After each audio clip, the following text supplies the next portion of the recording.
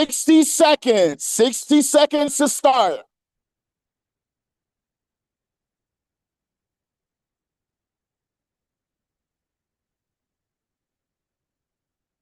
40 seconds. If we can start taking our seats. 40 seconds to start a show. 40 seconds.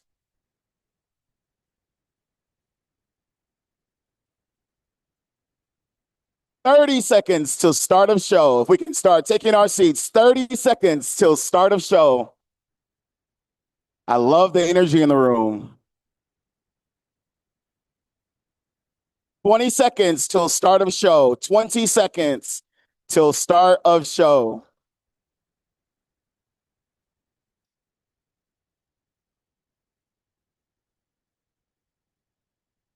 All right, if you're excited to be here, let's count down from 10, 10, 9, 8, 7, 6, 5, 4, 3, 2, 1.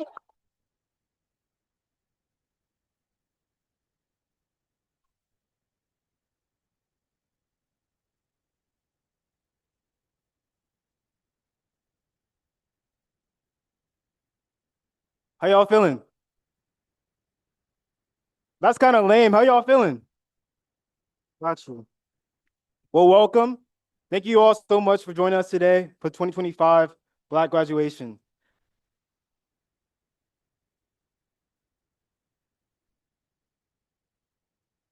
My name is Jalen Coughlin. I'm a graduating senior, receiving a joint degree in History and Literature and African American Studies. And I am one of the co-chairs for the Black Community Leaders, which is an umbrella organization at Harvard College that features 17 different Black organizations on campus. And I will be one of your MCs today. Hi, my name is Elise Martin-Smith. I am also a graduating senior and a BCL co-chair, studying African American Studies and Social Studies, because it's a lifelong study when I get the degree, and music secondary as well. As an outgoing chair of BCL, I've served on ABLE board, BSA board, Black Cast board, so shout them out. And I'm gonna pass to Emmanuel. Hello, hello, good evening.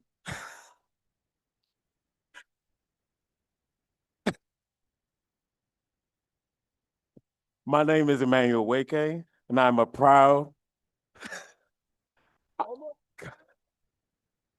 Omonaija. I'm a proud graduate from the School of Education and the Master's ELOE program. And I've been told to make it brief, so let's get this started.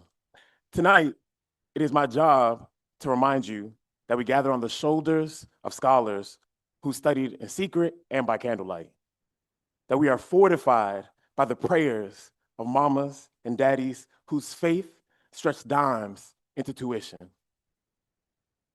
We are part of a history where our individual rhythms add to the drumbeat of a continent whose pulse still reverberates tonight. And it is my hope that in this program, it inspires you, causes us to reflect on our achievements, but also fuels us for the road to come. So to move forward, I couldn't really represent my educational upbringing if I didn't do something that is both ancient and academic, a roll call. In education, we take attendance to witness who's, but in our tradition tonight, we take attendance to feel in this room and all those alive and gone and who have made this gathering possible. So as I call each corner of Harvard, every region of the country, every corner of the diaspora, I want to hear you make some noise and add your voice to that chorus. The same chorus, yeah, that's right, that turned worrying, rallying cries into freedom that lets us pack this event tonight. So, is Harvard College in the house?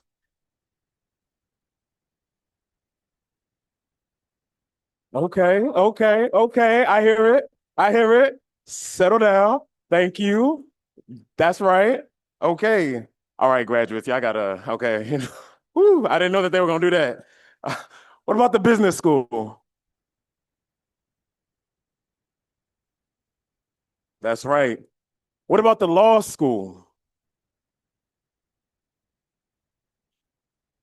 What about the Harvard Kennedy School? Do we have any medical or Chan public health people in the room tonight? Where are my design and or divinity folks at? What about the continuation school? We have anybody from that? Let's go. And the grad school of education?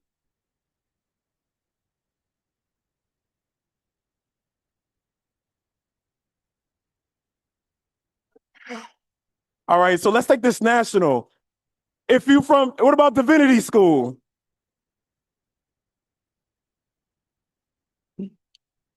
If you're from the South, let me hear you make some noise. If you're from the Midwest, let me hear you make some noise. They say West Coast is the best coast, but I don't know. What about my people from the East Coast?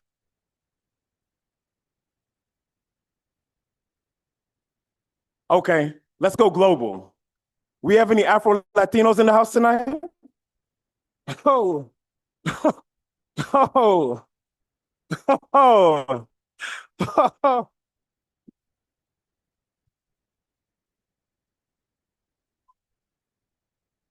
All right.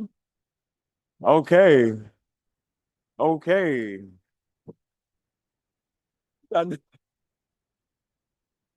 Any Caribbeans and island folks in the house tonight?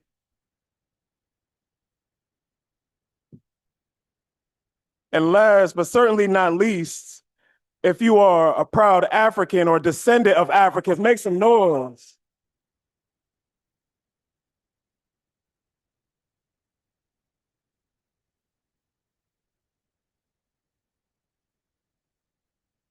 Now, as we get the lights turned on,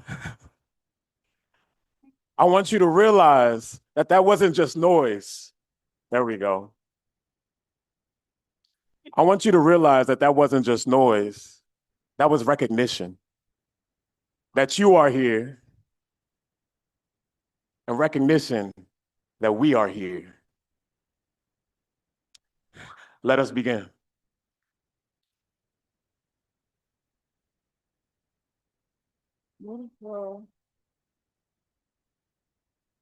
Y'all might want to get those lights back out because I have the honor to introduce the Kuumba Sisters of Harvard College. The oldest and boldest Black organization at the college, founded in 1970. We have four beautiful representatives of this organization. We have Angie Gabot. We have, come on. We have Olivia Johnson, outgoing President Madison Valley, and outgoing VP Kalila Lord. Ron, come on up.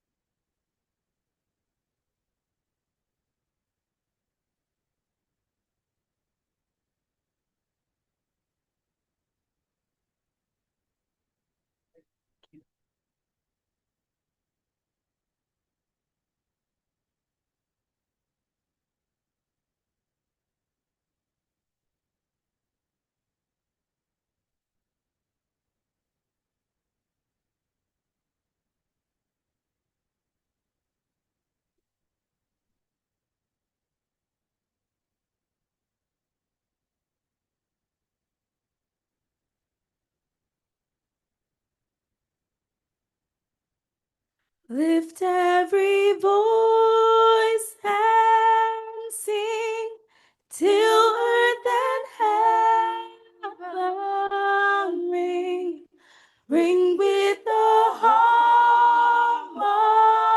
harmonies of liberty. Let our rejoicing rise high as the listening skies. Let it resound loud as the rolling sea. Sing a song full of the faith that the dark past has taught us. Sing a song full of the hope that the present has brought us.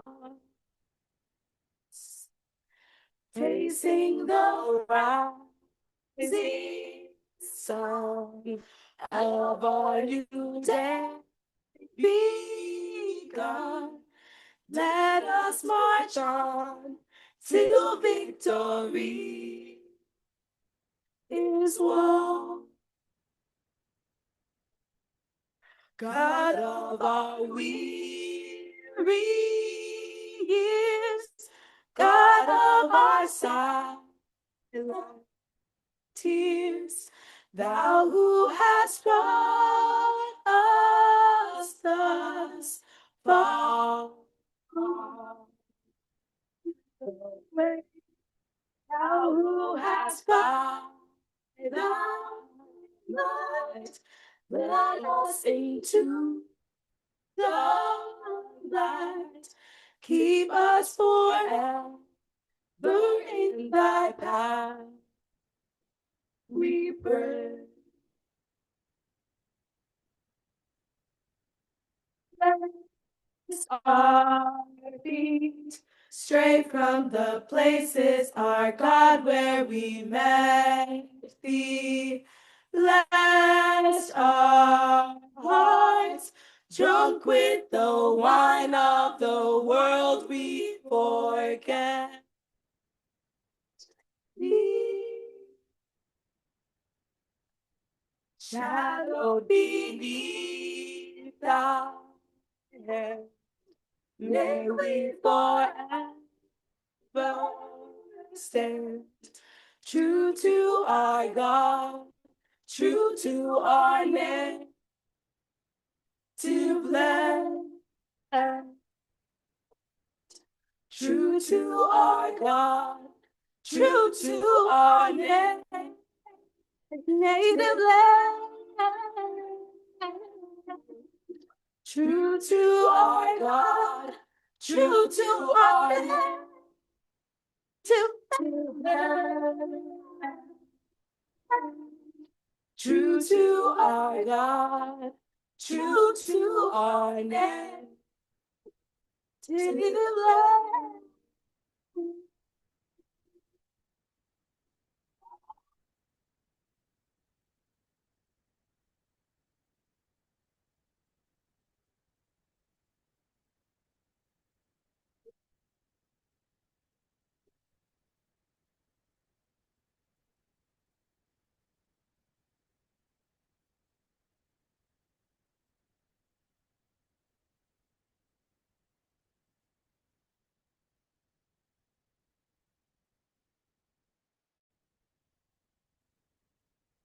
Thank you, Kumba Singers. Next, we'll have Bryson Green, President of the Harvard Black Graduate Students Association, to present the Titus and Venus Awards.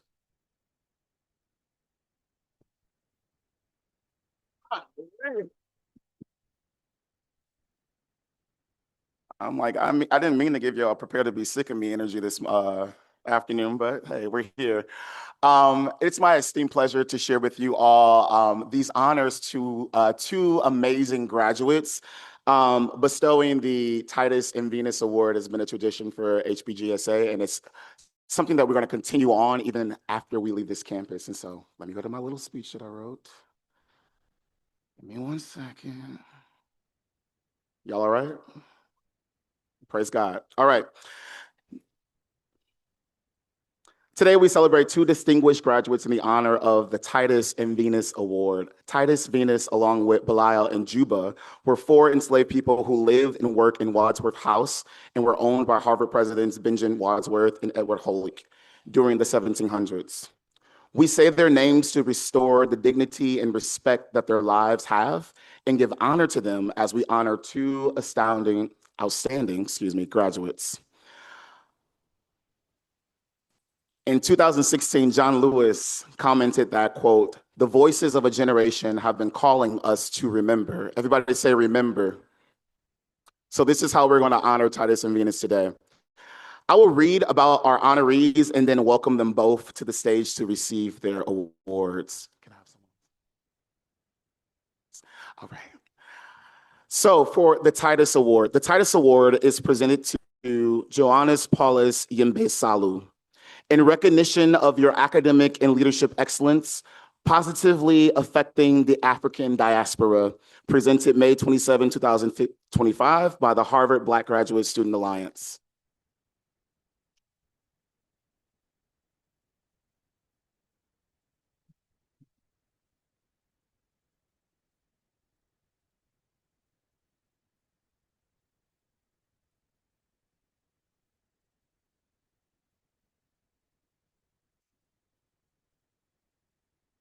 And for our Venus Award, the Venus Award is presented to Courtney Smith in recognition of creative and cultural contributions used to strengthen the Black community and promote the African diaspora, presented May 27, 2025 by the Harvard Black Graduate Student Alliance. Courtney.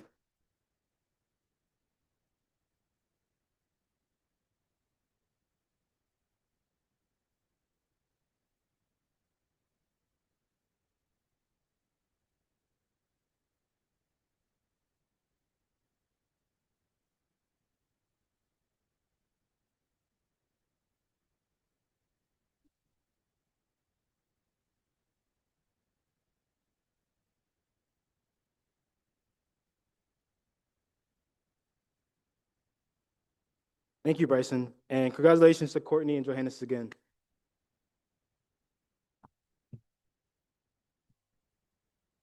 So I have the honor of introducing our faculty speaker.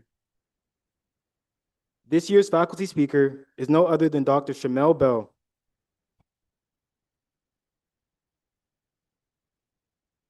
Dr. Bell is a global movement artist, scholar, and visionary. Her work lives at the intersection of radical imagination, embodied activism, and unconditional love. She earned her PhD in culture and performance from UCLA and recently completed a teaching appointment in theater, dance, and media at Harvard University. Her research and artistic practice centers Black street dance forms like Krumpin and Jerkin as radical tools of resistance, healing, and reclaiming public space. Her social impact work in the entertainment industry includes collaborations with artists such as Common, Dominique Fishback, Layla Hathaway, and Esperanza Spalding, just to name a few. She also served as supervising producer on the Emmy-nominated series Lessons in Chemistry. Dr. Bell is co-social impact director alongside Ms. Gwen Carr, mother of Eric Gardner, for Ritual of Breath is the Right to Resist, a performance project responding to state-sanctioned violence. Dr. Bell has personally been my favorite professor that I've ever had at Harvard, being completely honest, and I'm really excited that you guys get to experience a glimpse of her brilliance today. So without further ado, let's give a warm applause to Dr. Bell.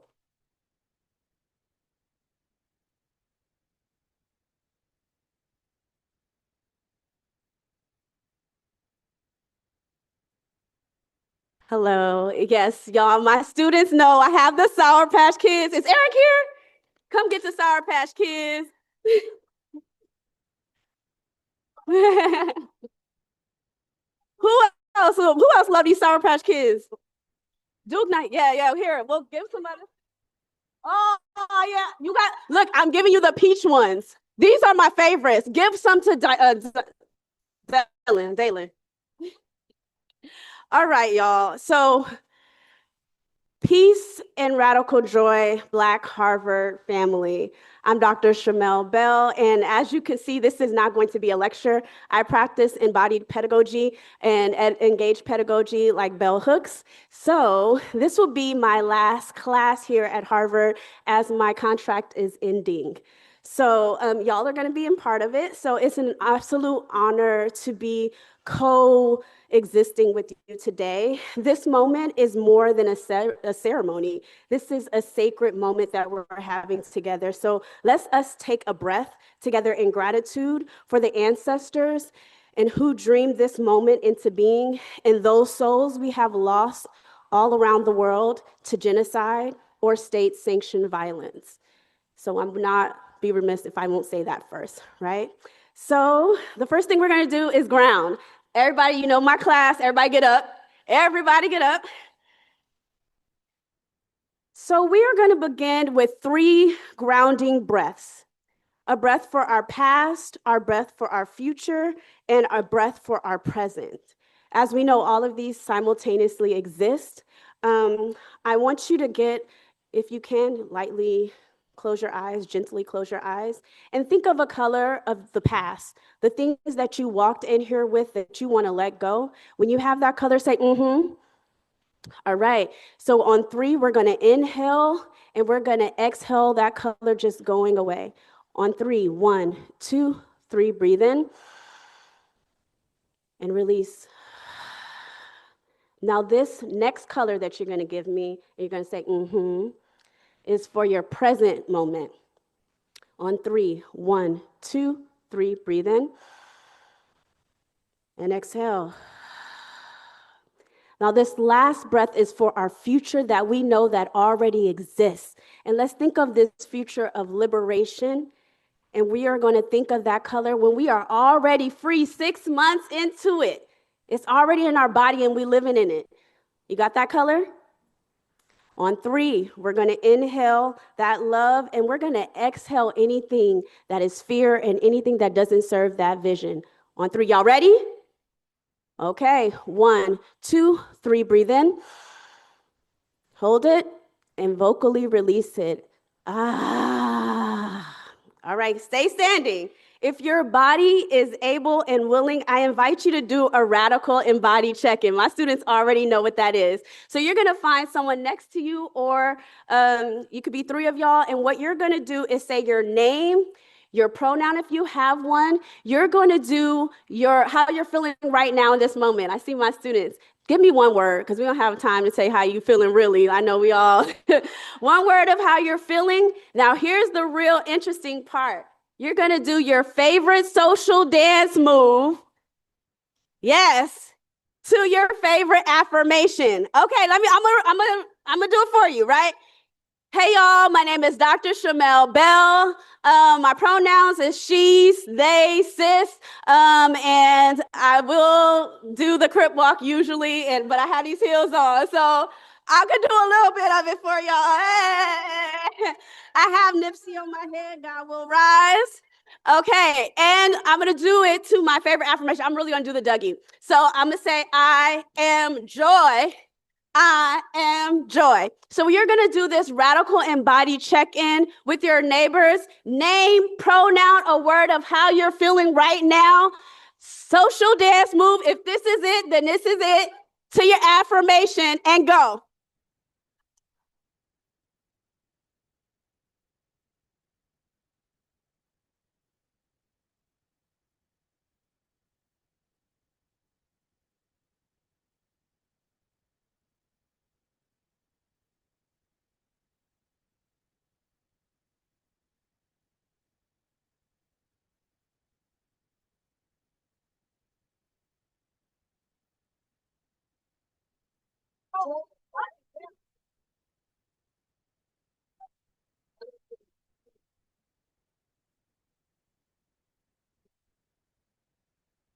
Oh, I see you. I see you.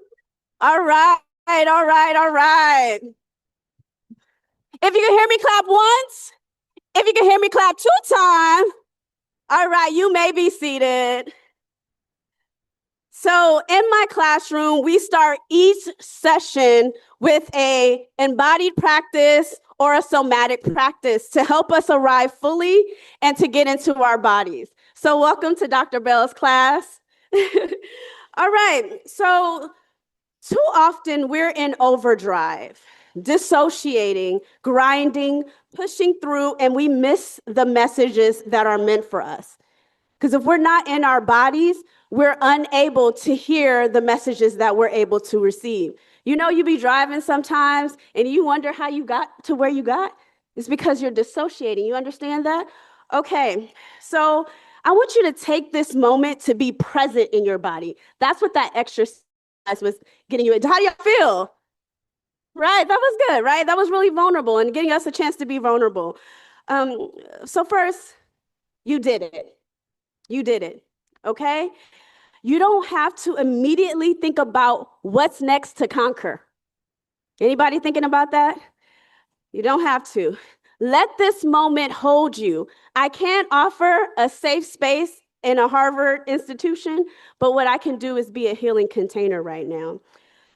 Right? So today I want to speak life into the principle of, and you know I already mess up words, but our theme is Kuji Shagalia. Shagalia. Kuji Shagalia? Kuji Shagalia. Okay, got it. Okay. To define ourselves, to name ourselves, to speak for ourselves, right? So my students are gonna laugh. Lately, I've been joking that GTA 6 hasn't dropped yet because I'm testing the beta version in my real life. Y'all ain't got it yet because it's wild out here because I'm testing it. Y'all get what I mean by that? Y'all know what GTA, it's a video game, y'all. My life is definitely real video game-ish right now. It's wild out here. So sometimes I wake up wondering, did I press A and accidentally give an NPC the right to direct my whole path? Non-playing characters, y'all know what that? Okay, got it. But then I look at my son, my wise sage right there in the front. Stand up and raise your hand. That's it right there. So this is really important moment for me because he was with me when I was valedictorian at USC of Black grad in 2010, right? So he was in my womb and people thought I would quit and I didn't. I immediately went to summer program at Yale from 4 to 7 months pregnant. I had him and still didn't stop. I applied to graduate school. So he's been beside me as I homeschooled him through my last 3 years of my graduate program. He was right there when I was crip walking. Yes, I did at my UCLA Black grad. I don't know if y'all saw that. Me and him was crip walking at the graduation, and he's with me right now, right? So if you're sitting here today, people probably assume that you've got it all figured out. You have, right? All right. And yes, some of us are in a season of surrender. My contract is ending. You just asked, where are you going? Because of the hiring freezes, I don't know where I'm going, right? And as someone, so the reason why I give the Sour Patch Kids to my students is because it helps. It's not healthy, y'all. The Red 40 is not good, but it helps with anxiety. As soon as my therapist told me that it helps with my anxiety, I was like popping them like it's candy. It is candy. So this is what we're doing right now in this moment of surrender. We're pivoting. And I grew up as a toddlers and tiaras type beauty queen. Yeah, that was a little beauty queen. So I have learned to pivot, and I'm using that in my life right now. I never imagined I wouldn't be teaching next year at any university.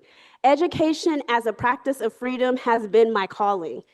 But because of this administration and widespread hiring freezes, I've been pushed to what? Pivot. But because, okay, many of you students asked, I said that already, what's next, right? I'm always off script, y'all. I'll never write this.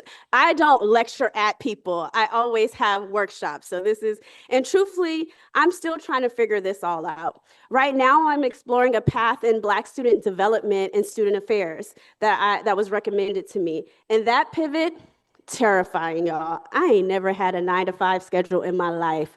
I was in school till forever, so, but sometimes, here's what I've learned. Sometimes your highest calling is hidden in what you fear the most. You need to say that again? Sometimes your highest calling is hidden in what you fear the most.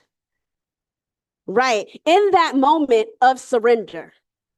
I see you. Okay? People may see the favor on your life. How many of y'all know about that favor? You know about that favor, right? And miss the fight that it took to get there. I gotta say that one more time. People might see the favor in your life and miss the fight that it took to get there. But I see you. You make it look easy. I see the all-nighters. Y'all tell me too much, y'all. The breakdowns, the breakthroughs, the last-minute papers you still aced, because I was like that. This script I wrote yesterday at the airport. The sacrifices behind your smile, and I want you to know that you are not alone. So before I leave this mic, I'm coming to a close, y'all. I want to speak a blessing over each of you. May your pivots be powerful. Can you say that with me on 3? 1, 2, 3. May your pivots be powerful. May your peace be prioritized. May your purpose pull you forward. Even through the unknown, and surrender.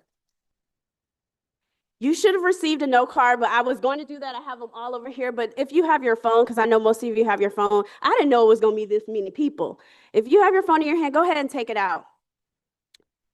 And I want you to write down in your phone what you're claiming in this next season. I know you got your phone on you. So an affirmation is something that's written not in lack. It's something that you know is already going to happen and is manifesting. So I want you to keep that. And if you feel comfortable, I want you to send it to me. If you want to actually find me afterwards and write it down on a note card, I have a whole bunch of these. I keep them and I actually pray about them and over them for you. I still have some that I am praying over from many years ago. Let us leave this space knowing we are the revolution. We are the prayer. We are the answer, and nobody can define you but you. So say the word Coogee, say it with me. Reminds us that we are not here to fit into anyone else's blueprint. We are here to build our own, choosing yourself again and again, even when it's hard. And that's the highest form of self-determination, choosing yourself. There you go. I love that. So if you have that affirmation, my Instagram is at Dr. Shamel Bell. Send it to me, or if you want a handwritten one, you can give it to me later, and we're going to set this into motion. If you can stand up one more time with me, we're going to close out with a final breath of this affirmation. And if you can close your eyes and think of this affirmation that you have written down in your phone. And we're going to do one final breath. And we're going to breathe in this affirmation on 3. 1, 2, 3. Breathe it in. Hold it and release. You are now dismissed. I love you.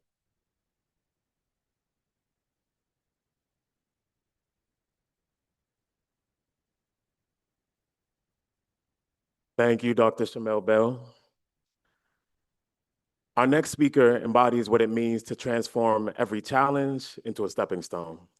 She is a United States Army veteran who served her country with honor, a fierce advocate in the anti-human trafficking space who refuses to let the vulnerable remain invisible, a mother who carries the future in her heart, and now a Harvard scholar who brings all of these identities into the spaces she walks. Vanessa Drake pursued her master's in public policy at the Harvard Kennedy School, but her education started long before she arrived in Cambridge. It started in the spaces where she learned that survival requires evolution, where she discovered that resilience isn't just about enduring, it's about becoming. Through her organization, Beyond 86, she's dedicated to empowering survivors and dismantling systems of exploitation.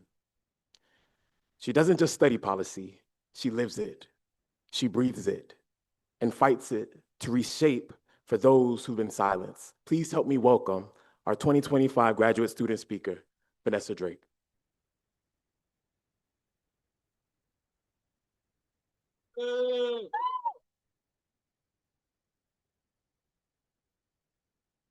Really quick correction. I'm graduating from the extension school with the ALM in psychology.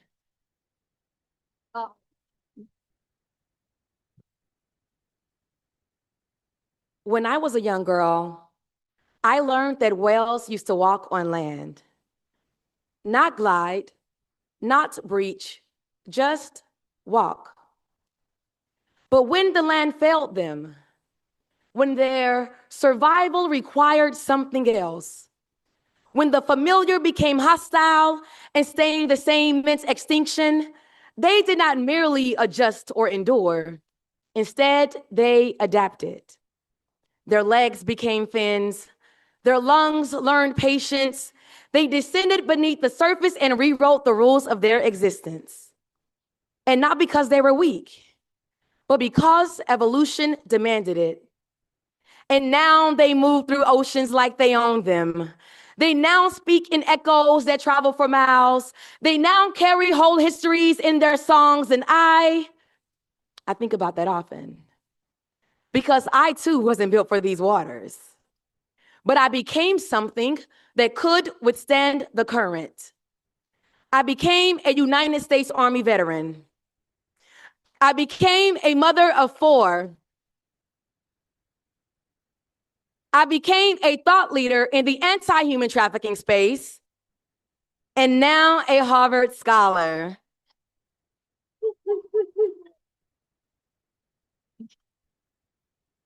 But of all the titles, what I am proudest of becoming is resilient and adaptable in a changing world. Just like the whales, just like my ancestors, and just like you. You see, we come from the bloodline of foundational Black Americans who turned cotton fields into battlegrounds, cornrows into maps. Our wombs bore their labor. Our breasts fed their legacy, but still we nourished a nation from scraps. From pig feasts and chitlins and oxtails too. We turned bitter greens into medicine, cornmeal into comfort, and sweet potatoes into sacred tradition. We gifted this country its rhythm, its music, its beat, from gospel to soul, from hip hop to jazz. We didn't just influence culture, no, we became it. And when it comes to Harvard's reputation, we too helped shape it, from W.E.B. Du Bois to Kimberly Crenshaw, Reginald Hudlin, and the illustrious Michelle Obama. We didn't just fight for integration, we made it inevitable, brick by brick, burden by burden. We laid the foundation in America so that our brilliant brothers and sisters from all across the diaspora can come and coalesce in this very room. Yes, in this very room, we come from the bloodlines of Haitians who made freedom a fact and not a theory. From the Maroons of Jamaica, who descended into the mountains, never to return the same. From the Palenques of Colombia to the Quilombos of Brazil, we built sanctuary from nothing but vision and resistance.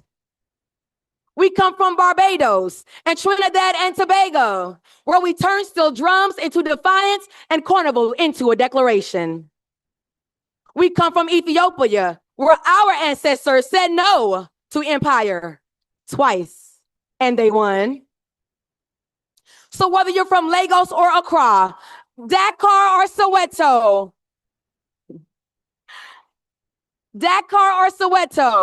Brixton or Brooklyn, Monrovia or Martinique, where we turn poetry into revolution and language into liberation, negritude as a mirror, as a compass, as a weapon. We survived. the chains, the classrooms, the coups, Jim Crow and Edouard, auction blocks and apartheid. We fought with what we had: machetes, music, scripture, folding chairs.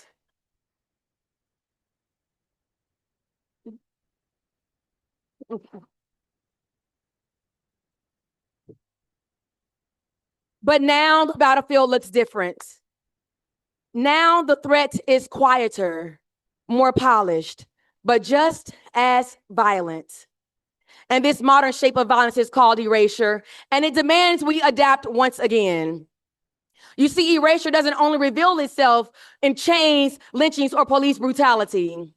Today, it manifests itself in policy, in the dismantling of DEI programs, in the steady reallocation of resources once meant to protect the most vulnerable, in banned books and sanitized curricula, in classrooms stripped of context, and institutions that retreat from inclusion under the guise of neutrality. History months erased, civil rights milestones deleted, and whole people made invisible. And I see erasure all around us. I see erasure in the data and in the absence of data, in the absence of theory, citation, and representativeness. When findings from peer-reviewed studies are generalized from samples that do not include us, yet still claim to speak for us. And that kind of erasure, of distortion, of violence is not passive, it's intentional. But resilience is not something we merely practice and protest. It is something we embody in our presence. And so when I speak of resilience, this is what I mean. Not this soft survival, but a sharpened, strategic, relentless kind. Because to be Black anywhere is to be adaptable everywhere. To be Black anywhere is to demonstrate excellence everywhere. To be Black anywhere is to carry a history on your back and still walk like it's light. To brave the fire and still emerge upright. We've been underestimated. We've watched opportunity rationed as if we didn't earn it. We've seen our brilliance repackaged as arrogance. We've endured microaggressions, broken systems, and borrowed hope. We've been clapped for in gowns while still excluded from the syllabus. But though we have faced an insurmountable weight, we are not broken, because Black don't crack. Instead, it calcifies into power, a type of power that has been carved, carried, and consecrated in the wombs of our mothers' bellies.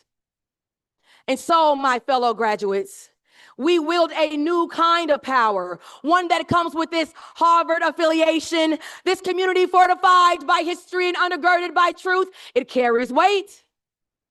It opens doors. It shapes narratives and commands attention, and that power, it matters. And so we take that power with us into the rooms, into the boardrooms, and the courtrooms, and the classrooms, and the clinics, and we create spaces where we see color, where we see our differences, where we see our privilege, where we see each other. And not just for what we have achieved, but for what we have overcome to get here. For we are not just graduates of Harvard. We are first gens. We are veterans. We are immigrants, parents, queer students, Black folk, people who were told we did not belong, who fought imposter syndrome along the way. We are graduates of every quiet battle. Every unseen effort, every moment we kept going despite the odds, and we did not do this alone. Class of 2025, as you walk that stage and the applause begins, remember, it's not only about you. It is also for those who paved the way for you, pushed you, fed you, and prayed for you, stayed up with you, believed in you, empowered you, saw you so much that they held your dream when you were too tired to carry it yourself. We did not come here to learn resilience, to become adaptable, to be impressive. Those things we already were.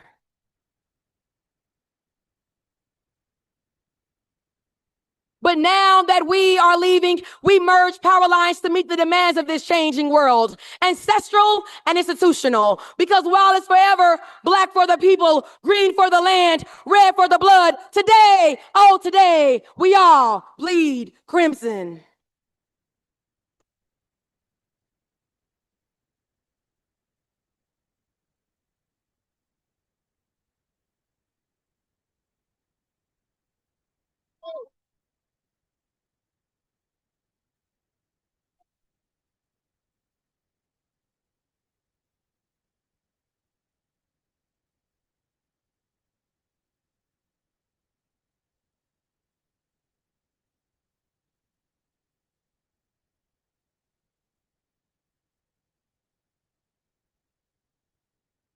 Thank you, Vanessa.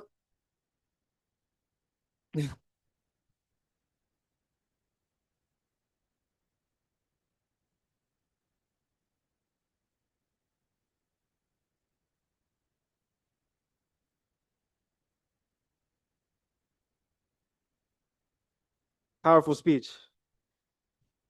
Up next, we have the incredible honor of hearing from one of our student performers, Sky Brooks.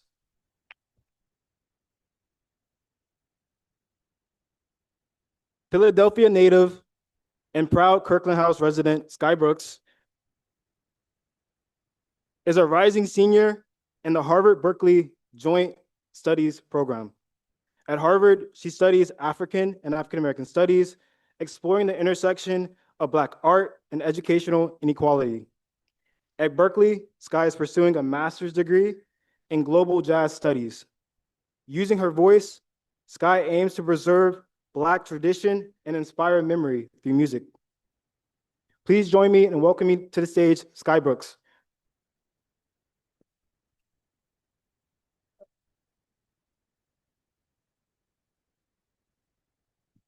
There we go.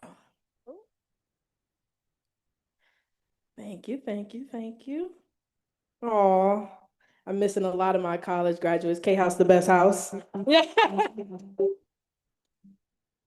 I'm joined here by Veritas Miller, recent graduate of Berklee College of Music. Fantastic pianist.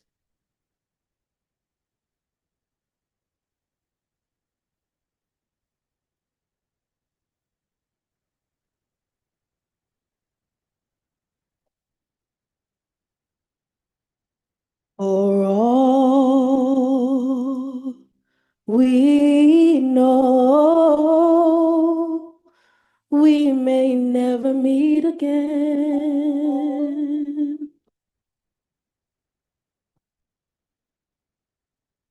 Before you go, make this moment sweet again. We won't say goodnight until the last minute.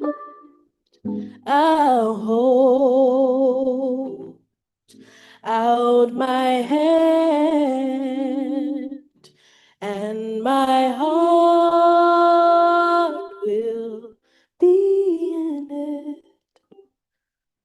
For all we know, this may only be a dream. We come and go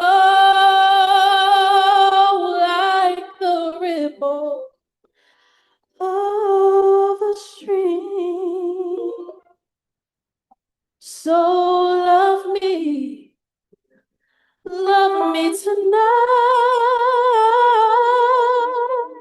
Tomorrow was made for some. Tomorrow may never come. For all we know.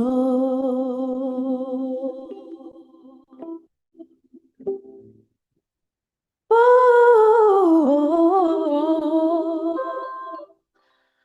we know we may never meet again. Before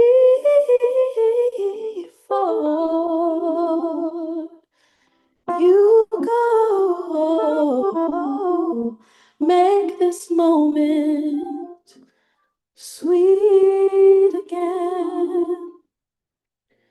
We won't say goodnight until the very last minute. I'll hold out my hand, and my heart will be in it for all we know. This may only be a dream,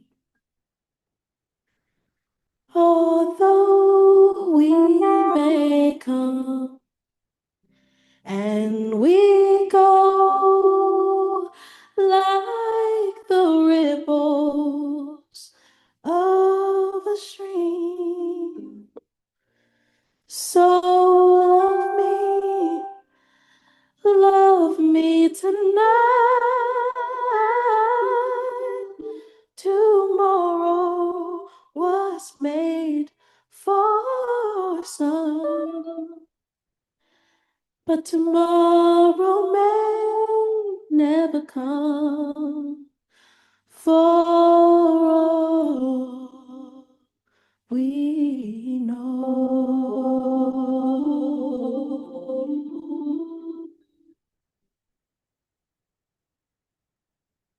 Another one.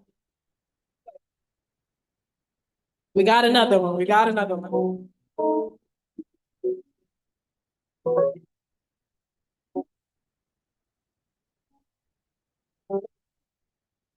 Do, do, do, do, do. Do, do, do, do. As around the sun, the earth knows she's revolving, and the rosebuds know to bloom in early May.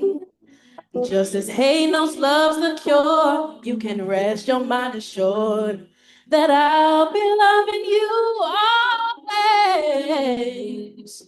For today I know I'm living, but tomorrow can make me the past, but that I mustn't feel. For I know deep in my mind the love of me I left behind. And I'll be loving you always until the rainbow burns the stars out in the sky.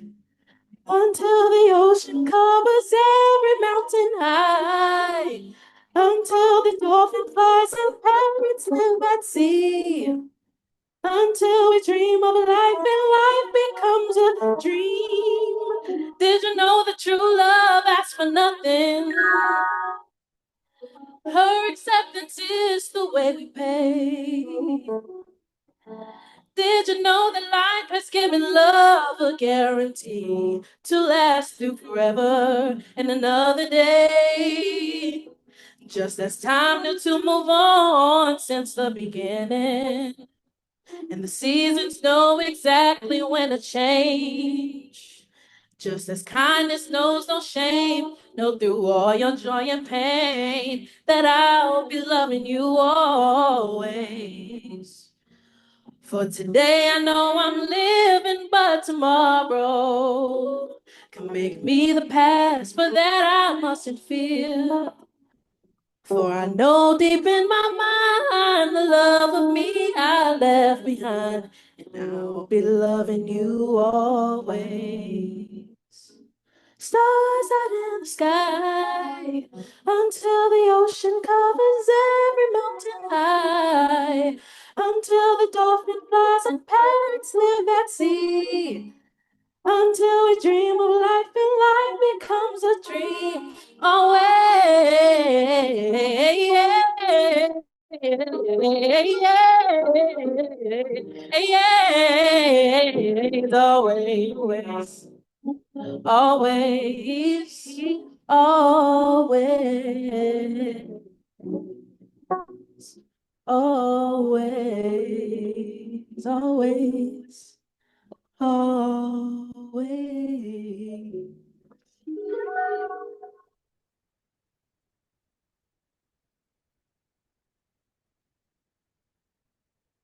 You can paint.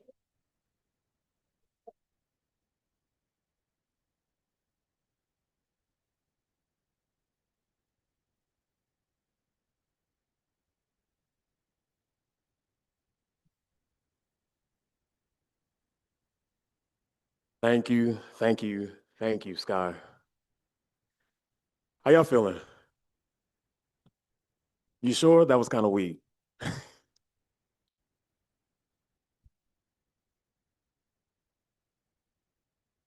Our next speaker, Cornell William Brooks, is Hauser Professor of the Practice of Nonprofit Organizations, Professor of the Practice of Public Leadership and Social Justice at the Harvard Kennedy School. He is also Director of the William Monroe Trotter Collaborative for Social Justice at the School Center for Public Leadership and visiting professor of the Practice of Prophetic Religion and Public Leadership at Harvard Divinity School. Brooks is the former president and CEO of the National Association for the Advancement of Colored People, a civil rights attorney, and an ordained minister. Under his leadership, the NAACP secured 12 significant legal victories, including laying the groundwork for the first statewide legal challenge to prison-based gerrymandering. He also reinvigorated the activist social justice heritage of the NAACP. It is my great honor, so please help me welcome to the stage, Mr. Cornell William Brooks.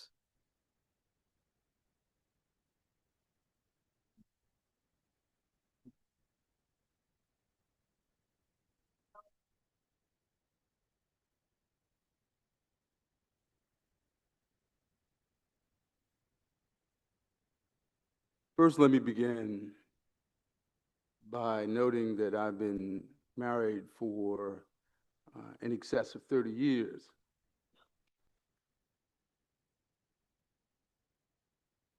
And when you listen to Stevie Wonder sing As, you might fall in love again with the same woman of 30 years.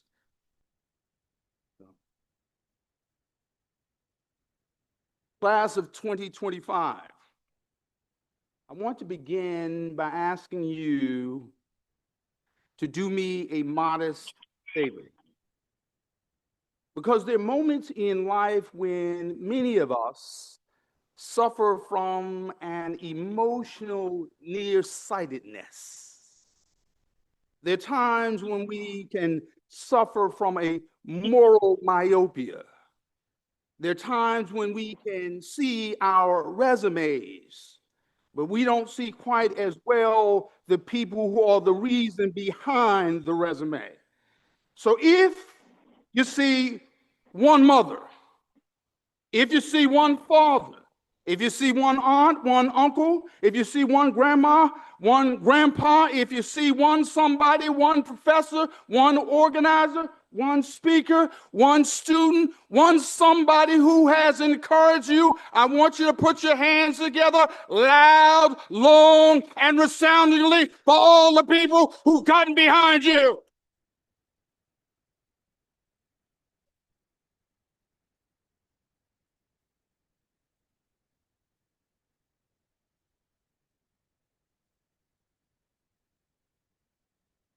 I extend the same level of appreciation to my wife, Janice, my son, Hamilton, and the woman who taught me introduction to political science at an HBCU in Jackson, Mississippi called Jackson State University, by the name of Professor Mary Coleman, who's also a part of the Harvard family, having done a fellowship at Harvard Law School. Now, I have one more favor. Generally speaking, it takes Harvard staff and Harvard officials many months to put together a Harvard Black graduation commencement celebration. It takes many dollars to do this. But in a measure of only weeks and days, there were folks who put us together in this room despite somebody not paying the electric bill. So if I could just ask you to just express appreciation to every student, every faculty member, anybody who's come together to celebrate your excellence, can you just say thank you with your hands?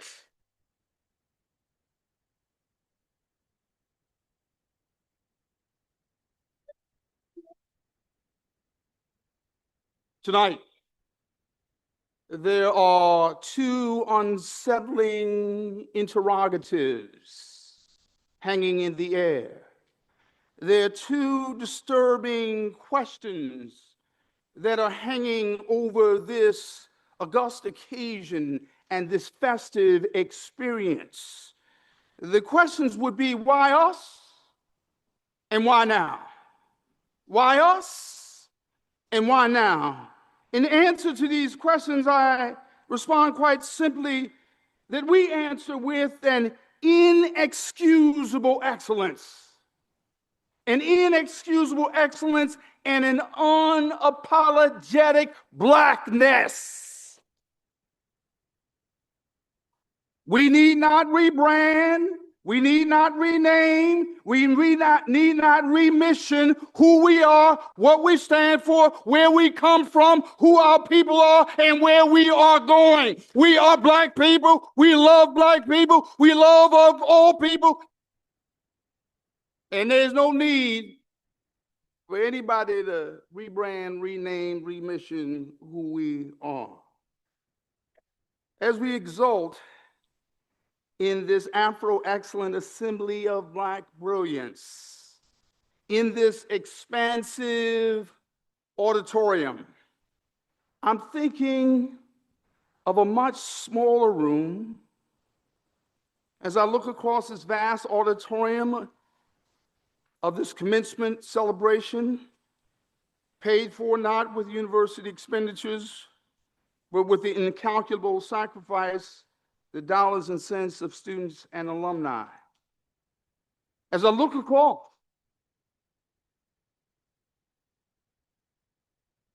this burgeoning to capacity auditorium, I think of a small room, a tiny room at the Harvard Kennedy School.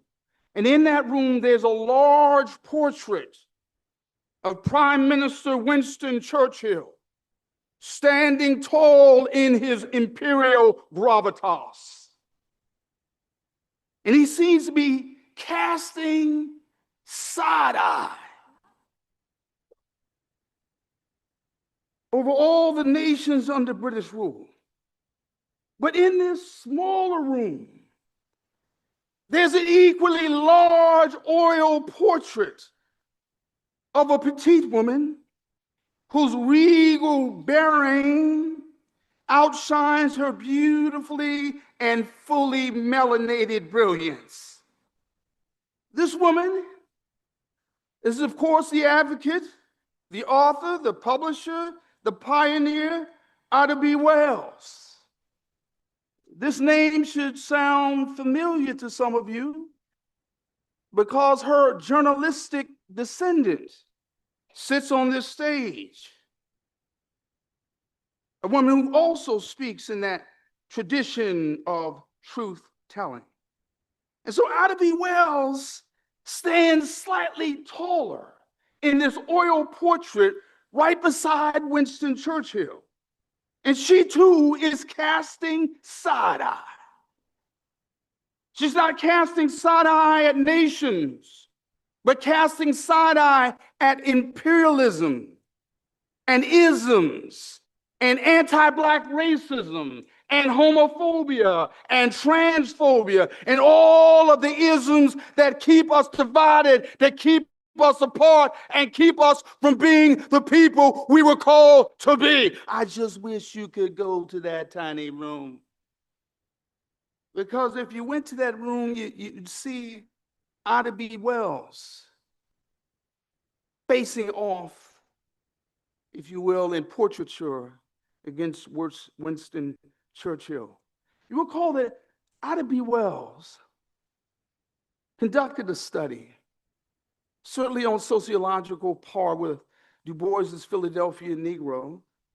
You recall that Ida B. Wells conducted a study on the why and the where of lynching.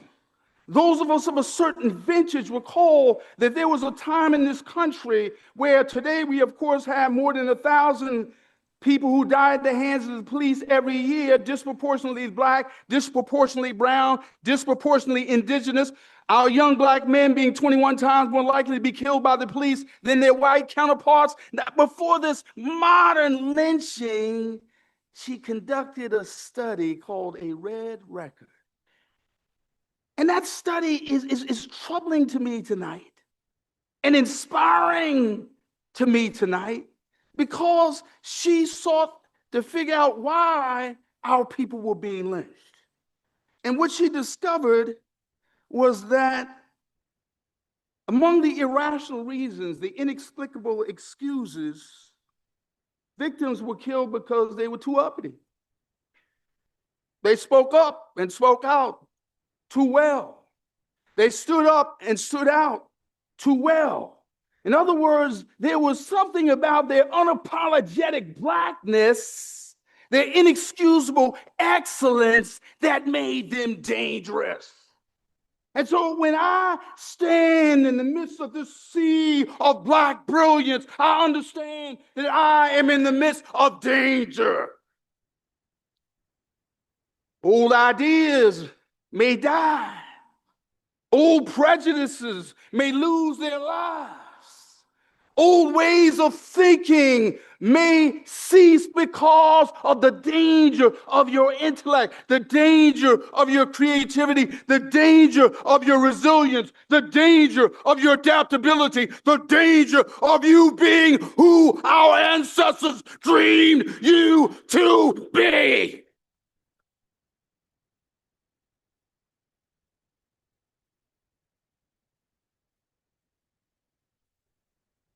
But let me be clear.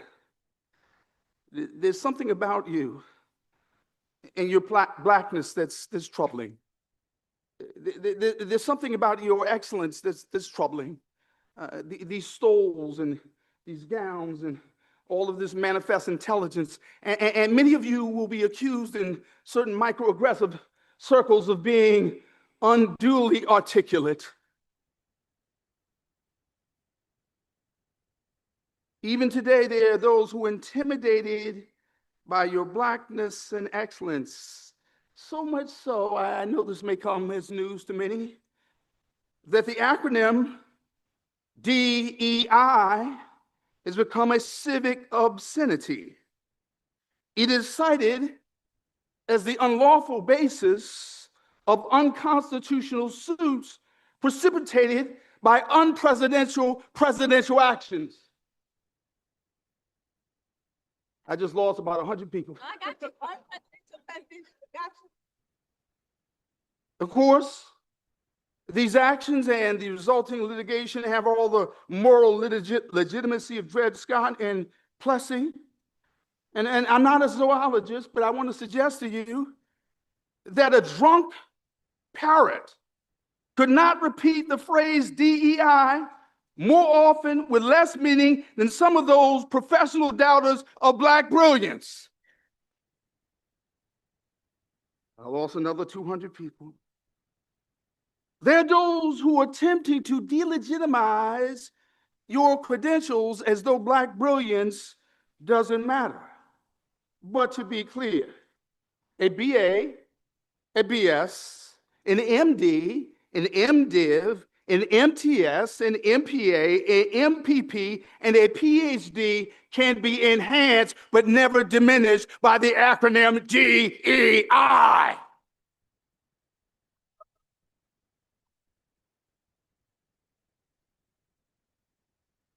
So there's a couple of questions hanging in the air. Why us? Why now? Why are we going through what we're going through? Why do we have perfectly ignorant people asking perfectly intelligent people why they choose to be brilliant, why they choose to be excellent, why they choose to live and to realize the dreams of mama and daddy? Y'all forgive me, I'm from the little country of South Carolina, and occasionally I will lapse into Southernisms. I didn't say mother or father, I said mama and daddy.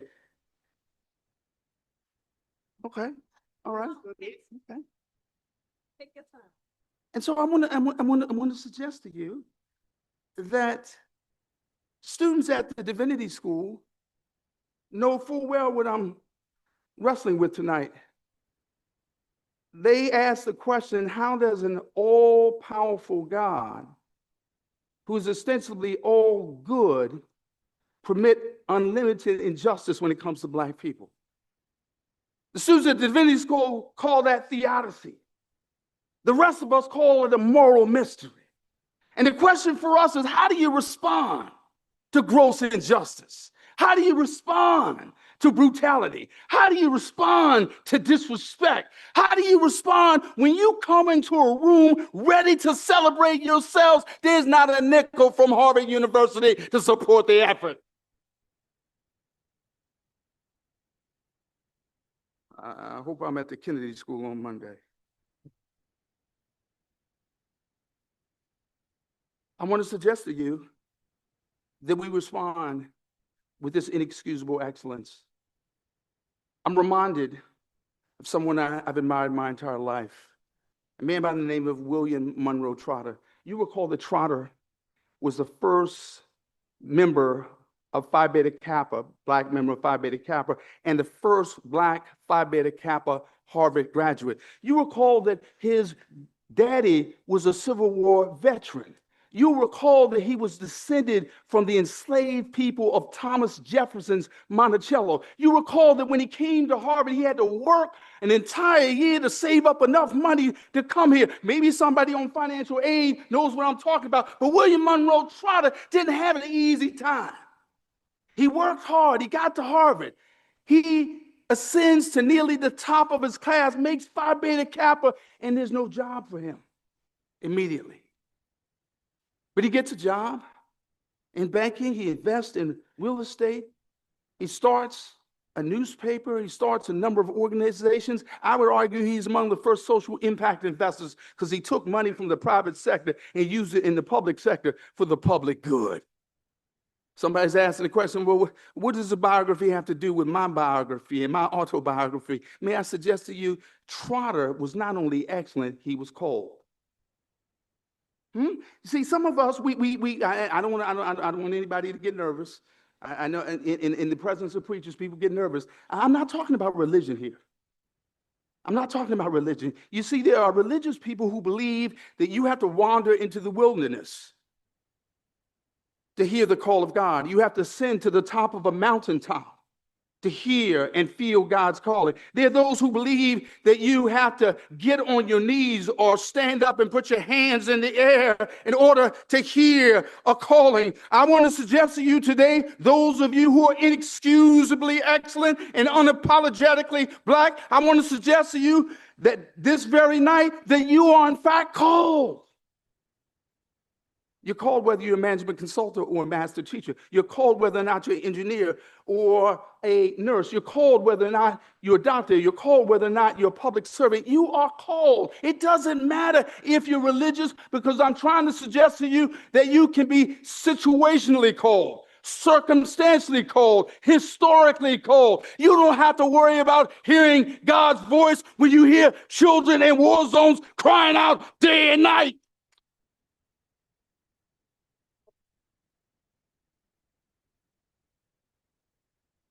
Everybody didn't have to reach for the Talmud, the Torah, the Korah, the Quran, the Bible. Sometimes when you just walk down the street, you see beautiful Black people who have been uglified by white supremacy. When you see Black women whose heads are hanging low, not because they have some curvature of the spine, but because they have not been affirmed, they've not been supported, they've not been respected, they've not been surrounded by love. And when you see a black man who understands no matter how many degrees you have, no matter how pedigreed you are still one step away from a prison cell. Okay.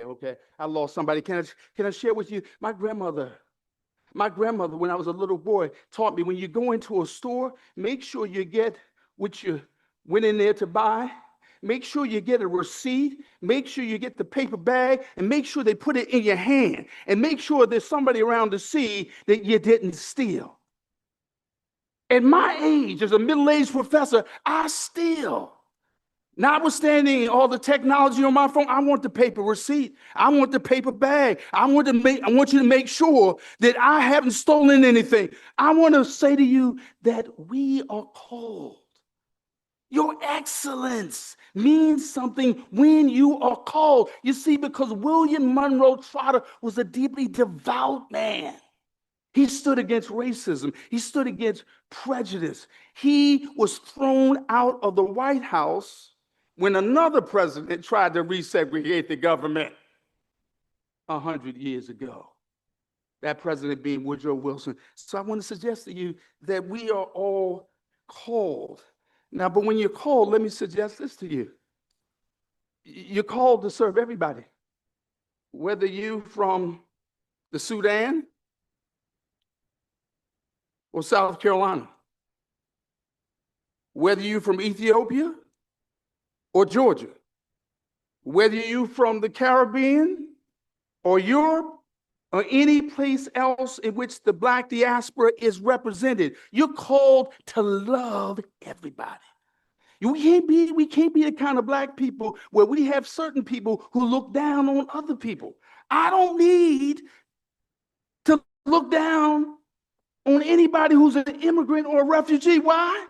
Because my cousins, my four people left South Carolina in the 1930s, went up to New York City, had to learn about indoor plumbing, had to learn about the big city, had to learn about the lights, and then you had an organization called the Urban League, which was created to deal with these Southern refugees of racial terrorism.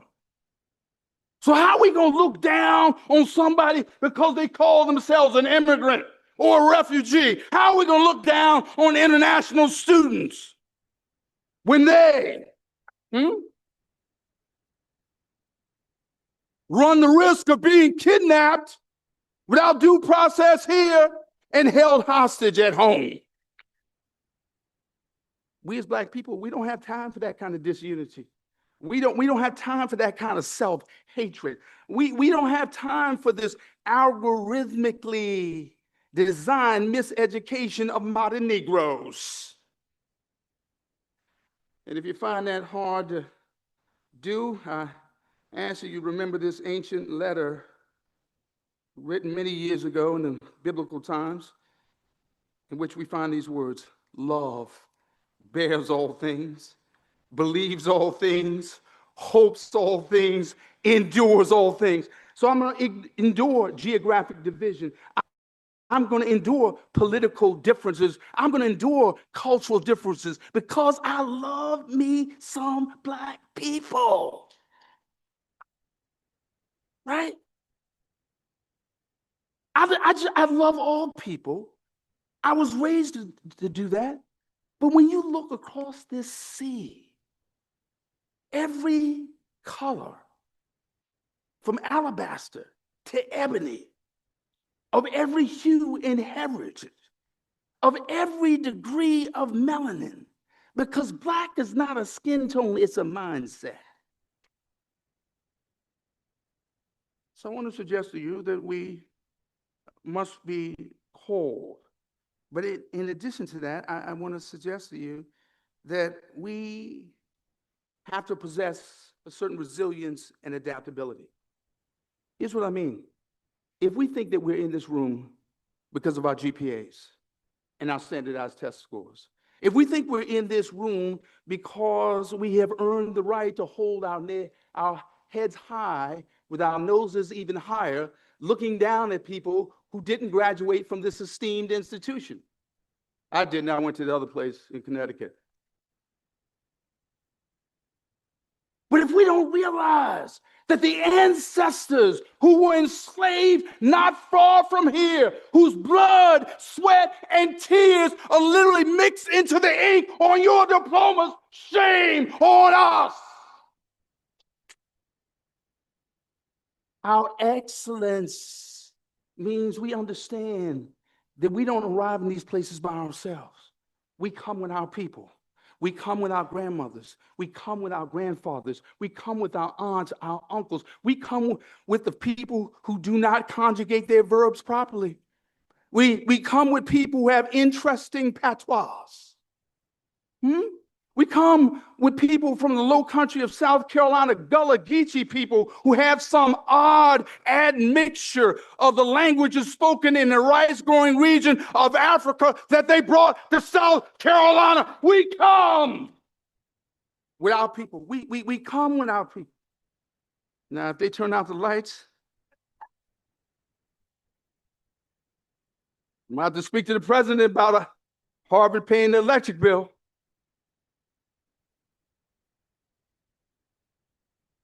But I want to leave you with these few words.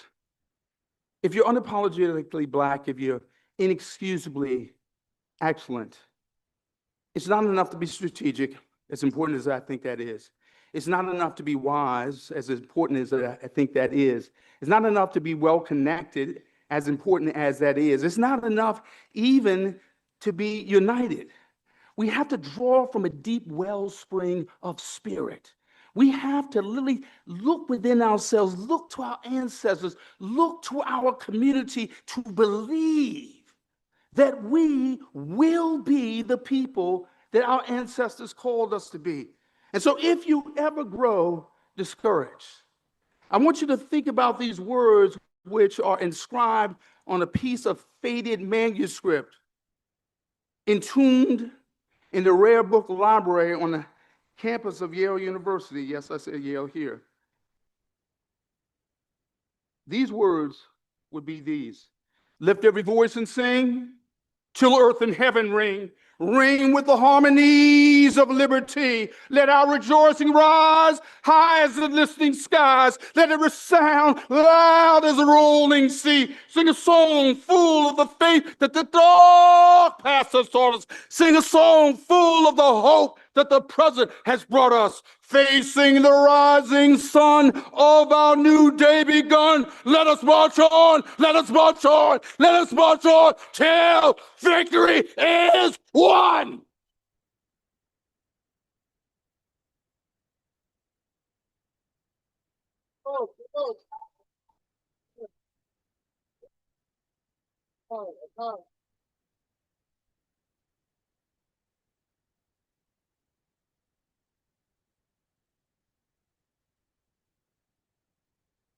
Thank you, Professor Brooks. This event would not have been possible without the support of the Harvard Black Alumni Society. The Harvard Black Alumni Society serves to enrich and enlighten its membership, as well as to embrace the challenges and triumphs alumni encounter post-Harvard. You will now hear from the president of the Harvard Black Alumni Society, Kelly Shapiro, who will be joining us virtually. My name is Kelly Shapiro, and I'm a 2005 graduate of Harvard Law School. My name is Kelly Shapiro, and I'm a 2005 graduate of Harvard Law School, and I am president of the Harvard Black Alumni Society. On behalf of HBAS, congratulations. We are so proud of you and all of your accomplishments thus far, and are excited to see what's next for you. HBAS was founded in 2002 and now has over 9 regional and international chapters. By the way, be sure to join our WhatsApp group after you sign up to become an HBAS member. My goal as president is to not only join to expand our global brand, but it's also to create a social safety net so that if something goes wrong after graduation and you move to wherever your next chapter is going, your job or housing or healthcare doesn't hear now at this point. I want HBS to be there to catch you. Since 2003, we have held Harvard Black Alumni Weekends to celebrate our membership. And after a 10-year hiatus in 2024, last fall, we held Black Alumni Weekend called the Global Changemakers Conference, where we had over 1,000 college and grad school attendees. If you missed it, don't worry. Our next Harvard Black Alumni Weekend is scheduled for 2027.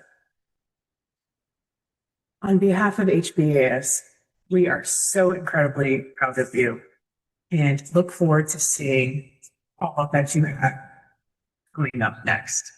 Congratulations and welcome to the amazing community that you are now a part of. Congrats.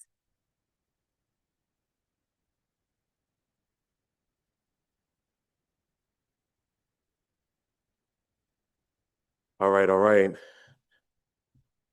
And now one of the moments that y'all have been waiting for. Thank you for your patience. Y'all shouldn't be surprised. Y'all know Black folk. But at this time, we will now proceed to the donning of the Kente ceremony.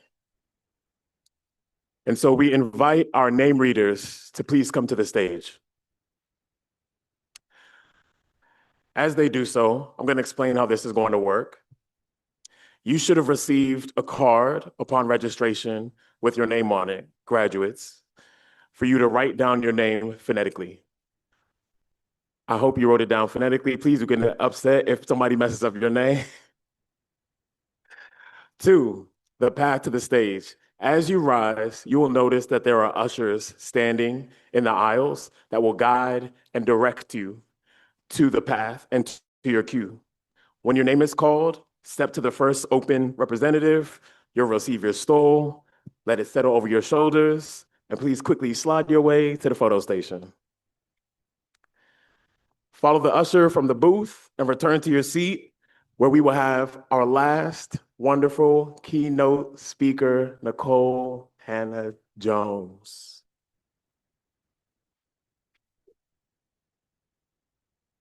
Are y'all ready?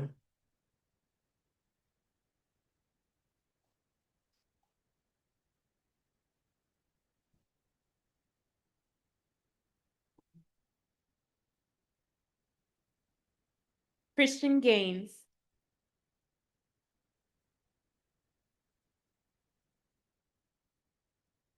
Evangela Gabo.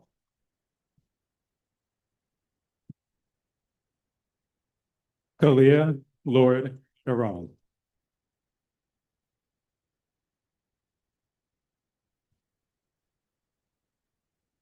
Madison Olisi Valley. Olivia Johnson.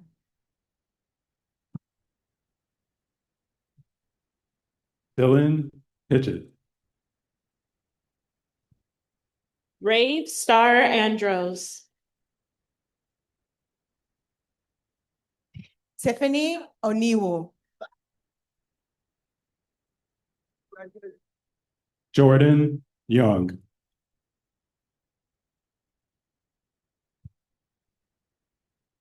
Lauren Scruggs.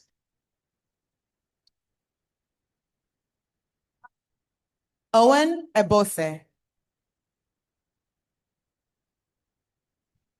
Lydia Shamilius. Benista Owusu Onmo. Oluchi Amal Difre.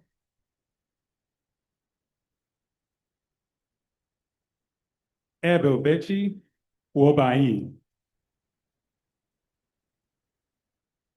Chisendi Agua. Onovu Gapap. Excuse me. Onovu Gapal Oti Tigbang. Emma Mensa.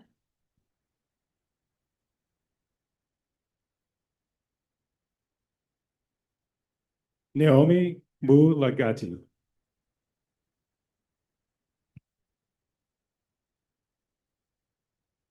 Anya Sese. Eden Getahun.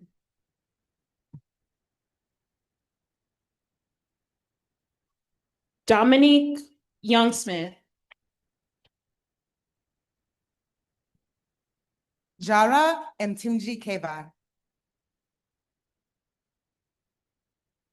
Caleb Marshall Bolden. Bolo Kinme Olufadepe.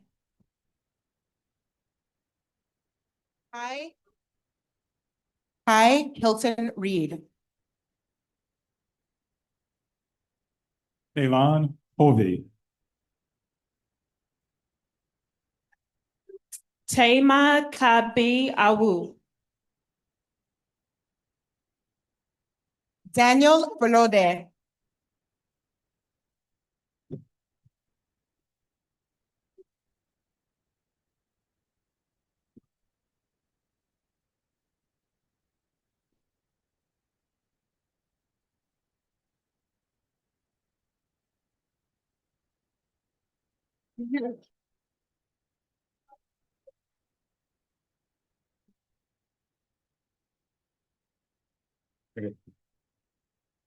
Elizabeth Kelly Ogolowo.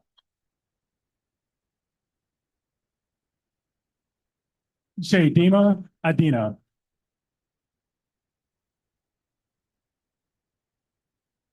David Emmanuel Lewis. Okay. Ciara Storm Stocker. Miles Wiley. Malik Frederick. Primo Lucaso Goldberg.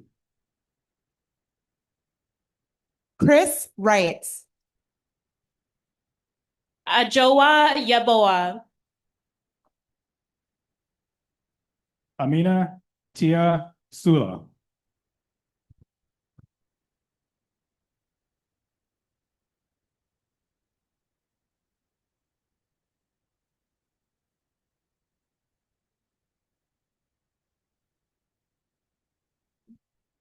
Carson Manning Baldwin.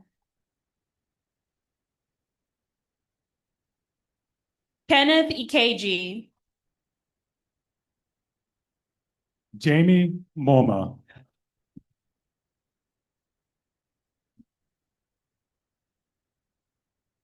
Christina Naemi Chaperon. Erica Salome Familia. Yorani Cordero Shaletu. Schlatter. Claire Bouchel. Mabalewa Doro Akilo Luwa Leus Elele Boye.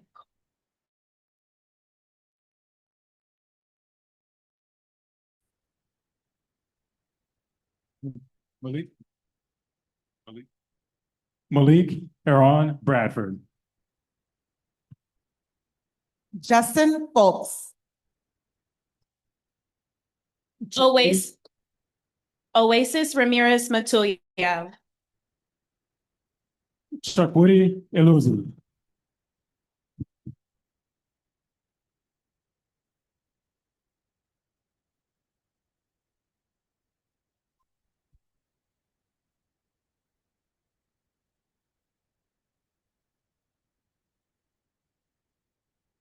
Kayla Matthew. Chelsea Jean Lauren. Berta Anand. Monique Vobecki.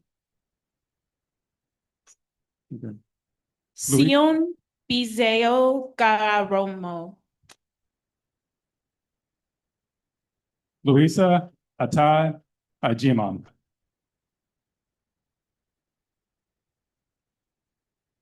David Johnson Obege.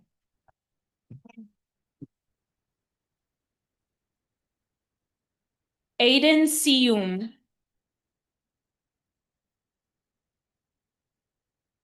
Lanili Sizaba.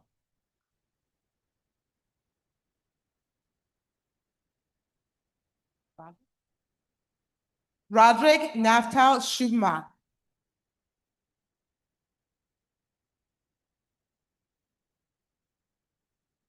Gabriel Key Hostin.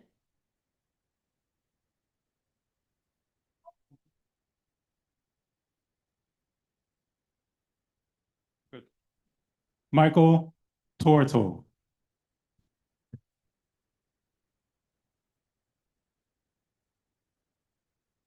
Kimani Frazier. Yvonne Burt. Joanna Walters.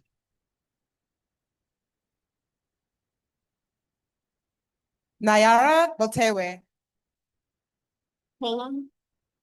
Kolam Obono Ayono. Imani Bonfield.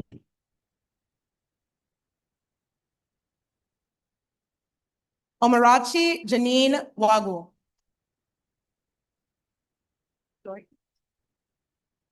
Dorcas Godrai Ira. Gaidra Yari. Sorry.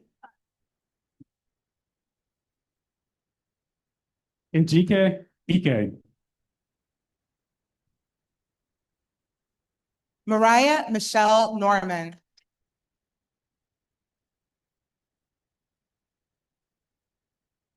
Jetta Marie Strayhorn. Alexis Janae Logan. Lyndon Ward. Darren Ezekuzor.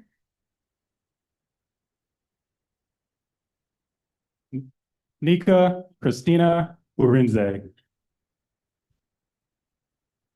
Nia Lillian Orakwe. Michaela Kennedy Glavin.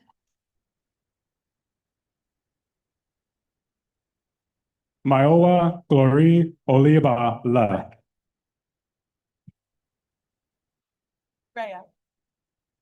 Rhea Kelly McPherson.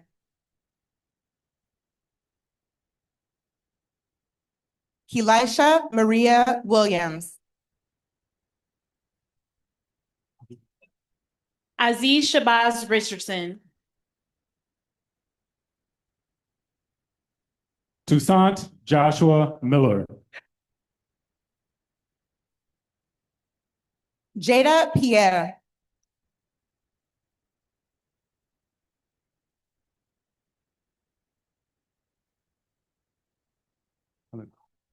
Aleana Larte.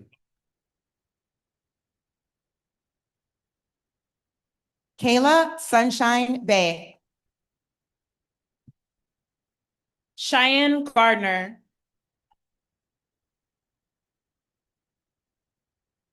Sienna King.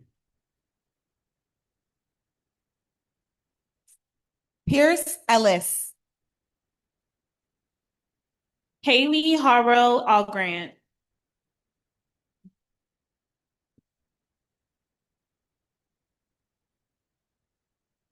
Edenili Peguro Rosario.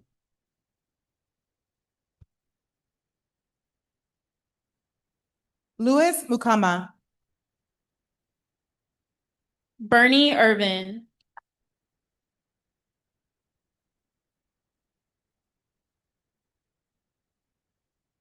Lindsay Ukesu Blocker.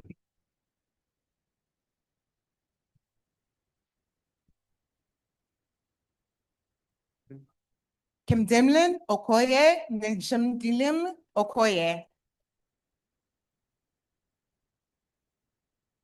Tommy Joy Weber. Jordan Ulia Michael. Literally. Jamal Willis. Madison Webb.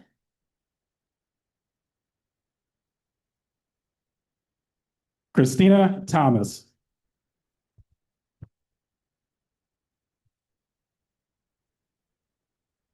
Stephanie Osazua. Lenny. Maya Lenny's Johnson.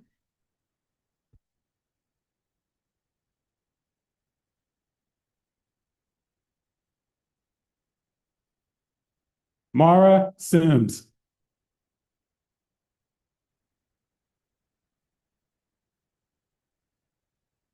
Nia Weeks. Amy Ojiabolu. Rico Givens Padilla. Salam Ambo.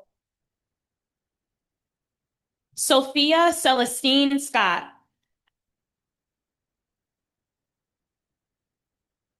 Nina Renee King.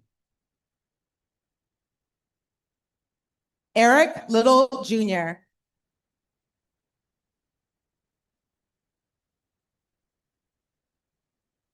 Naya Marie Lockett.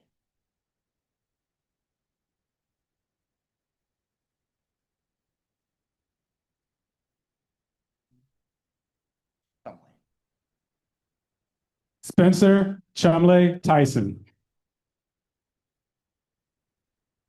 Osasinega Idawa.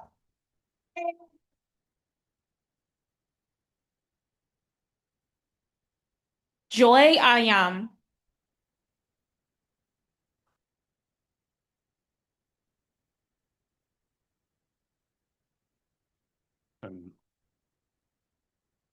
He was over. Olanre Waju Adeyanju.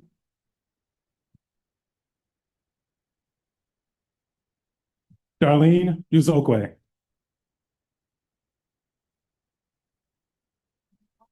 Okay. Nora Rubina Austin.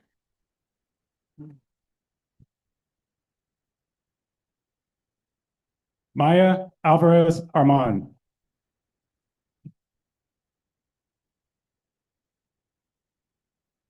Sedina Akwayi. Salorna Akwayi.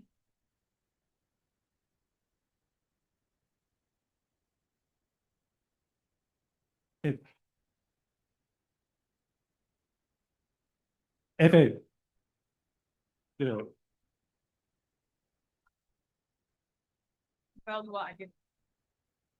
Efeloa Adetiku.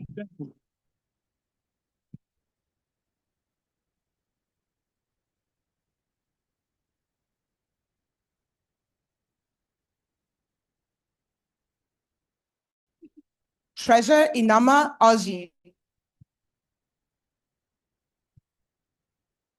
Felina Akiang Ongus.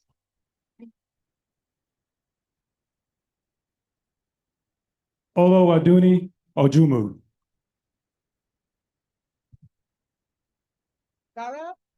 Dara Adelmalaken.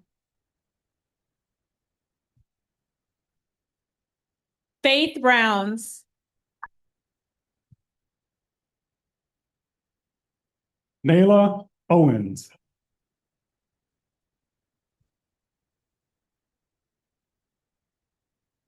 Kirsten Hash.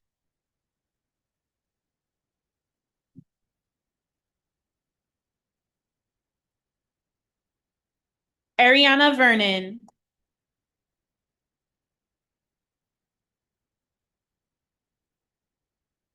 Amy Howard.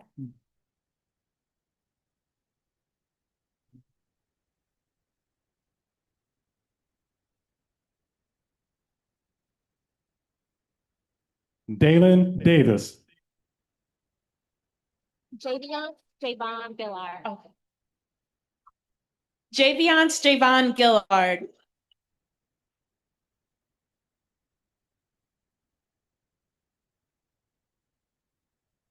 Ushari Palmer. Joy Gonzalez. Ricardo Randolph Raison IV.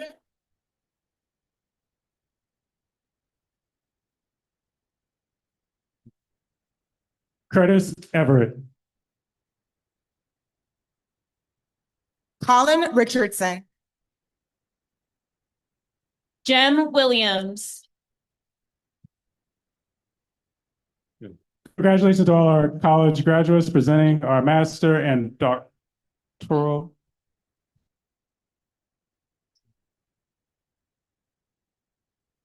Jalen Cochran. Jalen Cochran. Jalen Cochran.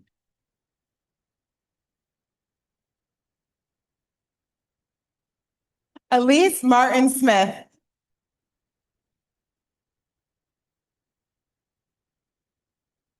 Congratulations to all of our college graduates presenting our master and doctoral graduates.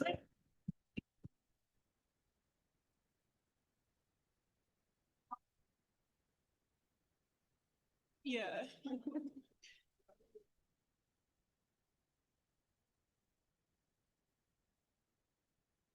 Sean Wynn.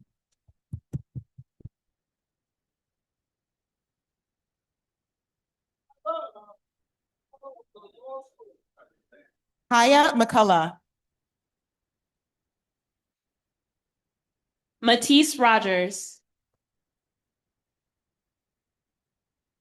Philip Champagne. Noah Spicer. Lawrence Anthony Wint. Umaya Ronzik. Maxine Ascenso.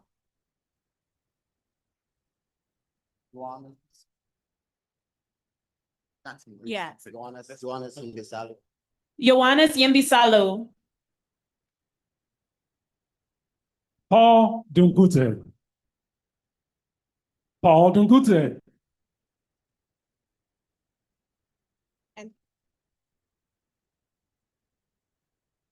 Malika Antoine Nicholson.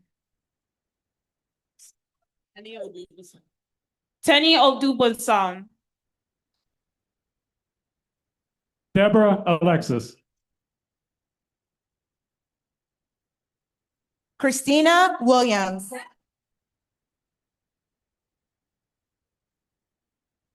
Kelsey Elizabeth Johnson. Sierra McKenzie. Jamari Stanton. Ferris Ali.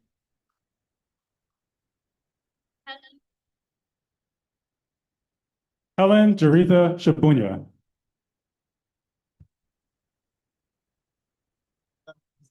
Dominic Mensah.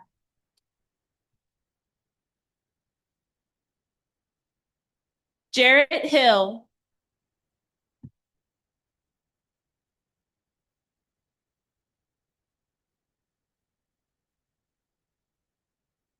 Deja Mauro.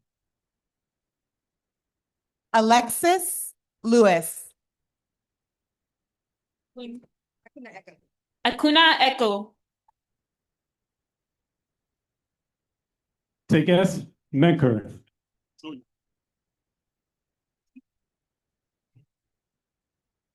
Tigo Joyun. Jefta Achampong.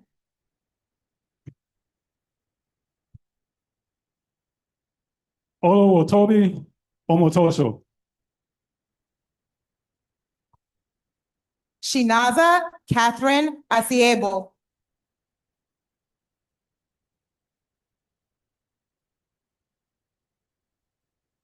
Yeah, I'm off one. Edith Amorphous Smart. Yeah. No, that's not mine. Oh, no. Colin Robinson. Jason Chakuma. Dr. Chandra Montgomery Jones.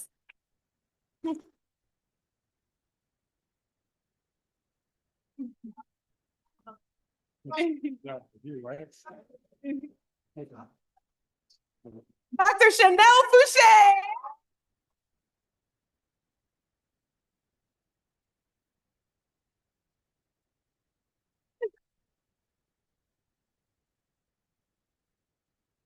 Blessing Udo. Mike Wintertwerk.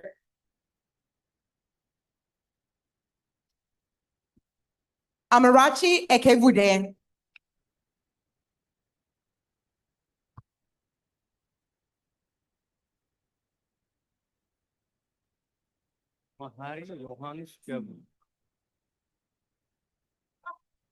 Mahari Johannes Gebu.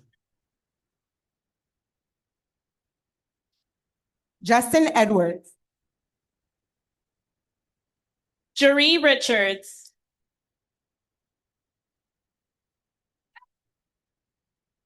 Dahlia Bailey. Kayla Robb.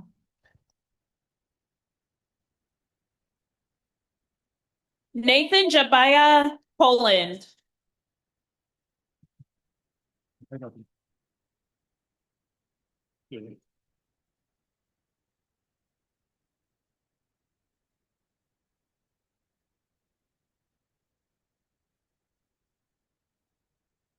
Oladeju Adatayo Olateju Babet.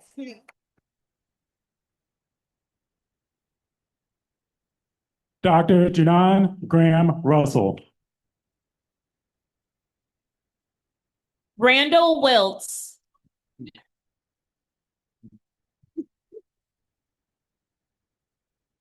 Dr. Michelle Costa Cruz.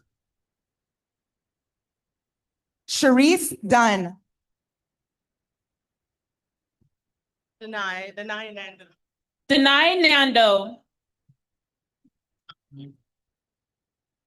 Tamar Dones. Tabango Malapo. James Austin.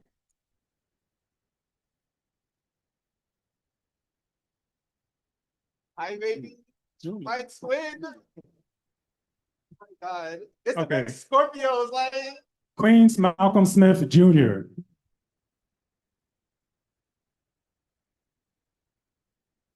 Malaika Ogukwe.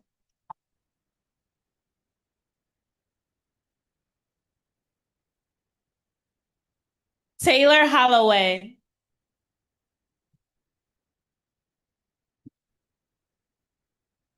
Abdi Jabbar Yosef Mohammed.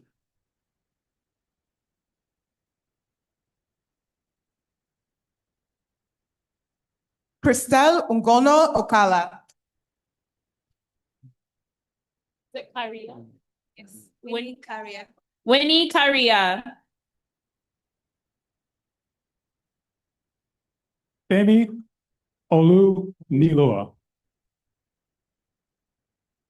Justin Flynn. Anya Young. I got you. I got you. No. You're about to be saying. Just wait in. Give me a love. Kelsey Young. Courage Zergiku. Timmy Olangunju. Danielle Robinson. Kristen Verkler. Simi Sola. Oh, yeah, Sonia. Simi Sola Oyensoya.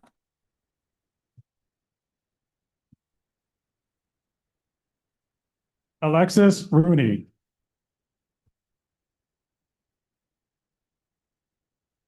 Gabra Namwad. Tishana Jackson.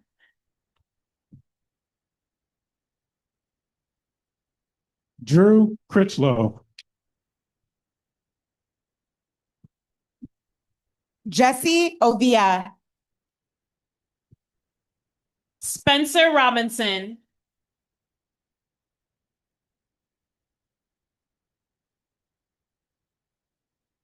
Okay. Diana Mangare.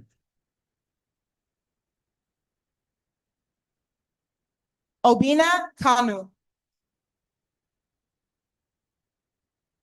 Usman Sako.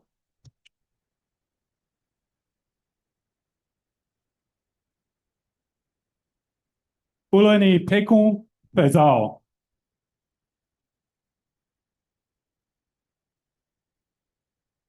Abigail Kenaro.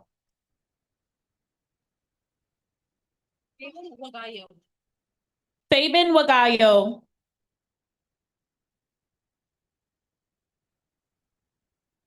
Rotelmo. Amanda Serafina Rotelmo.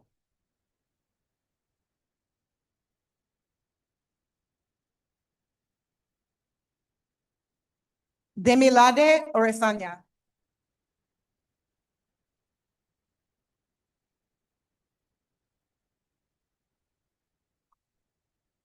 Onabajo. Teju. Teju Onabajo. Sophia Chinadu Smith.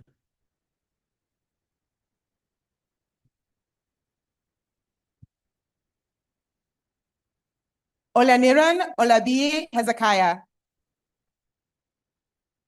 Abigail Simpson Gibbons. Ida York.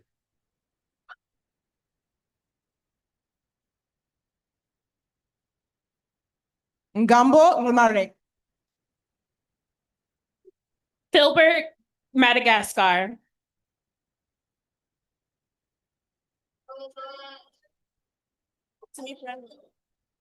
Shaniqua Moore.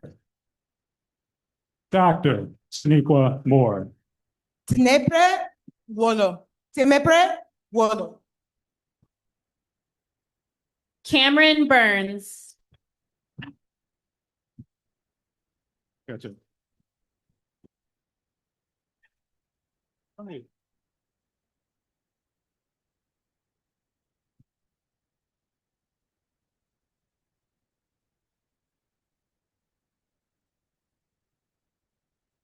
Rubria Moore.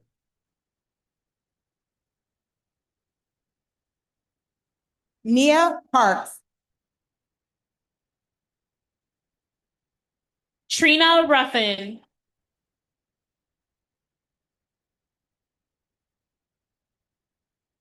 Marcel Moma. Trinika Janine Williams.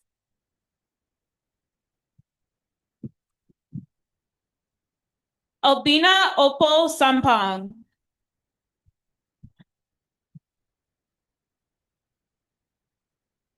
Chris Agnew.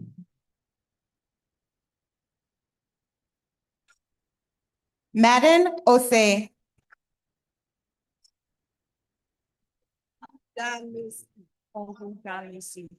Tumi Marie Winnie Ogudamisi.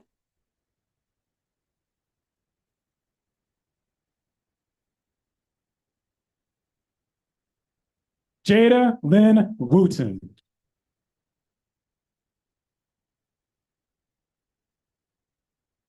Tyler Renee Hunt.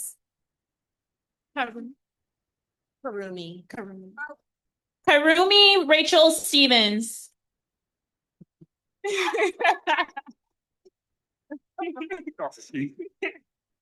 Tanashia Levette Williams. Chanel Davis Brown. Wayne Robert Hairston Jones. Stephen Apaku.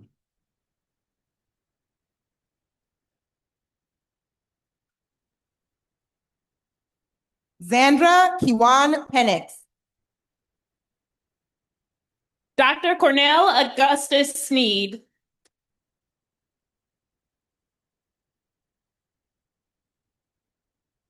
Rasheen Jameson Richardson.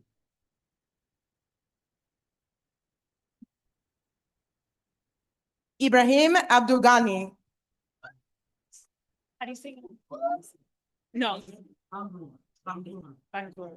Isaac Andrew Bangura. Wasui Raju Smart.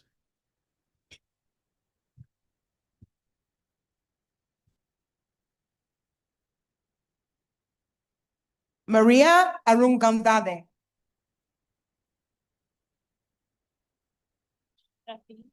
Shefi Kolade.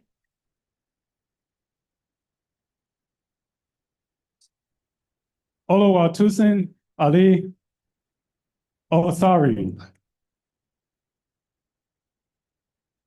Janice Mason. Amin Osman. Ali. Aminu Osman. Alem Aminu Osman.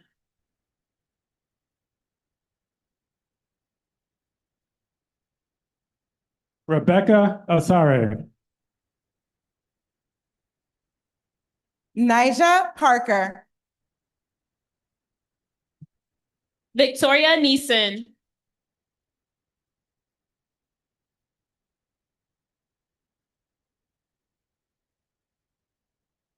Gianni Tuck Ghani.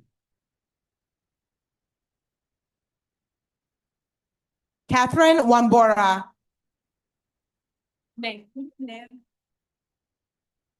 Neema Lema.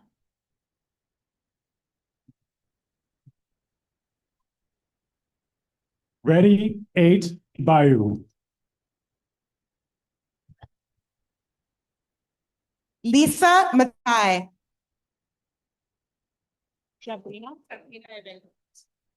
Sabrina Abengo.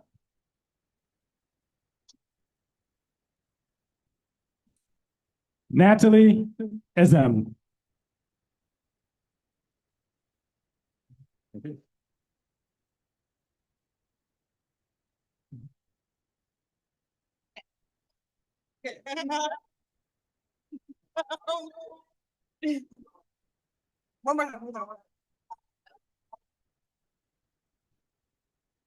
Uchenna Unamwe Buubu. Tara? Tara Gio.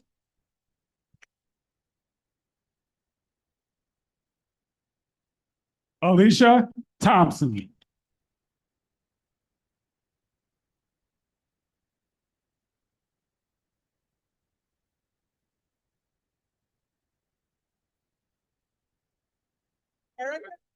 Erica Buddington. Moji Sola. Okay.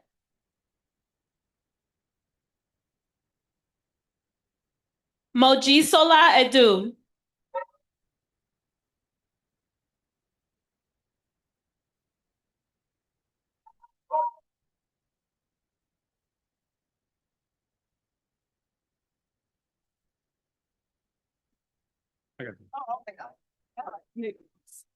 Lovely Hoffman.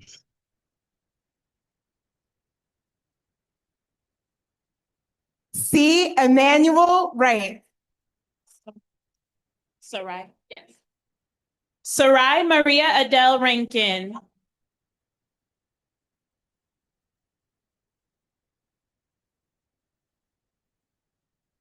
Gregory Cunningham.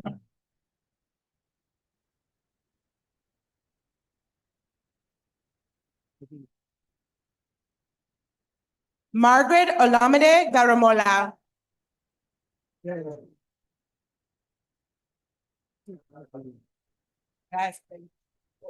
Destiny Taylor. Terrence Mitchell. Dr. Terrence Mitchell. Justice Lopez. Dr. Andre Page. Dr. Vernon James Riley.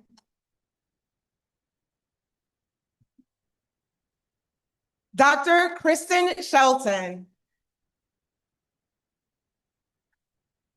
Dr. Tristel Watson.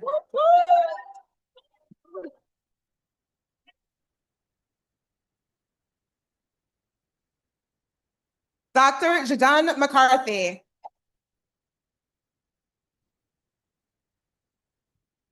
Dr. Phoebe Grant Robinson. Congrats.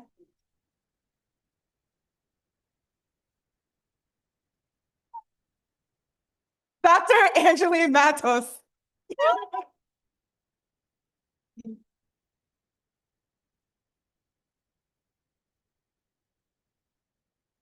Leah Perkins.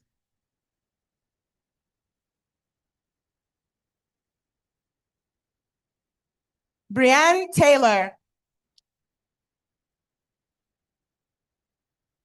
Camila Matilde Mera.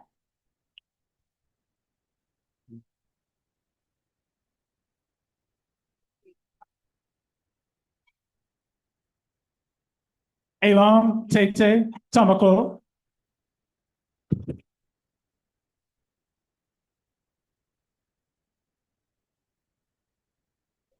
Oh.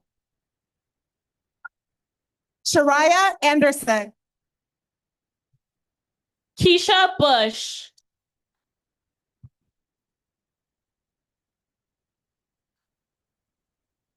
Hannah D'Souza.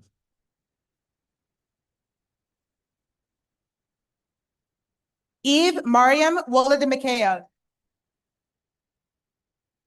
Eita Medete. Eita Medete.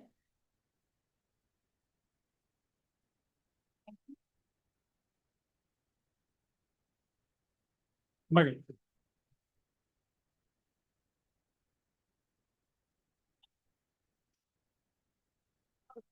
Micah Holmes.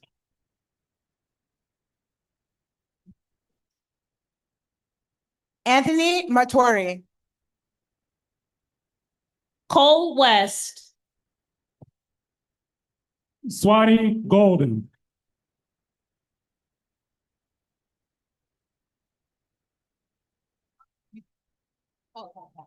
Phoenix Pittman.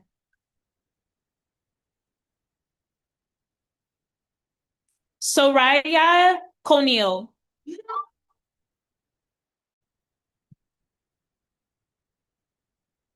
Courtney Smith.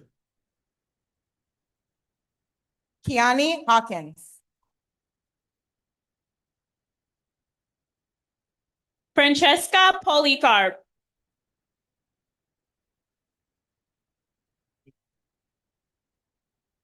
Faven Jambere.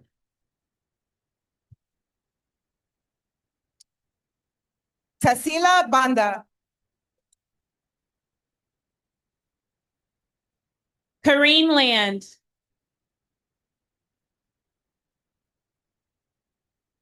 Memanatu Koroma.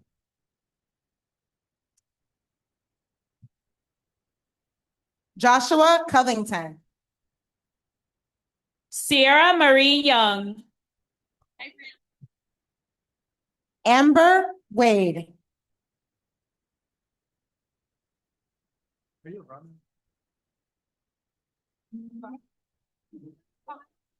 No? Oh, Aranda Yamapche Adamaku.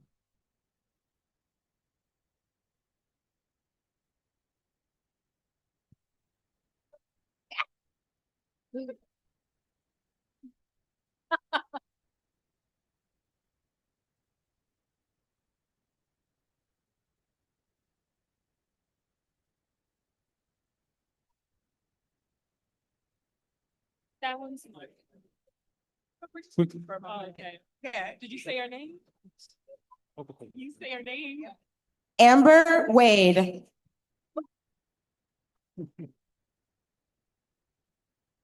Alexandria Foot.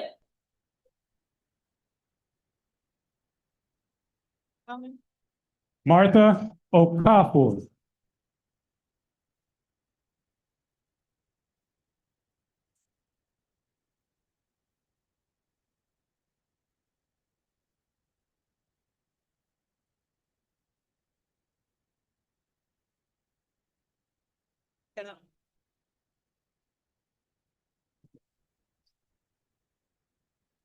Okay.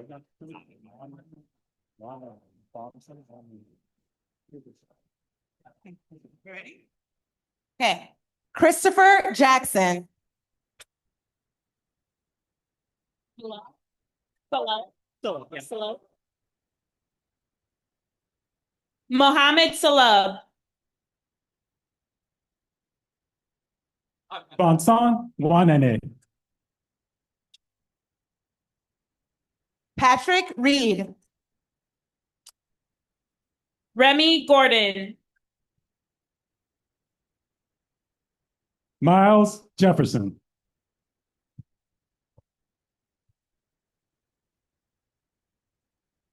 Georges Batusi.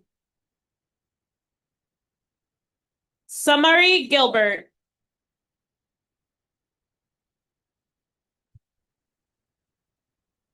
Spencer Copeland.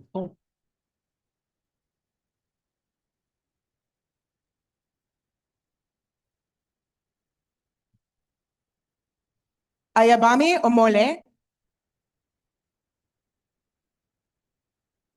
Jashawn Desena.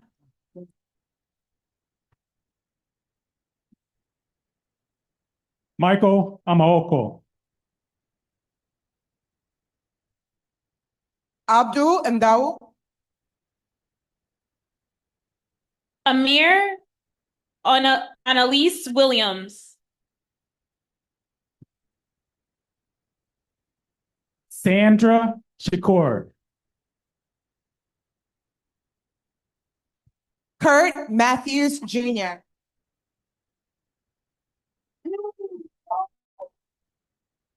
Yonatan Girma.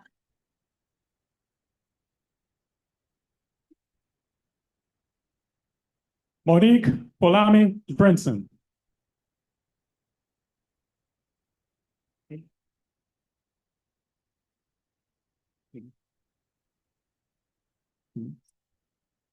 Satina Aisha Wright.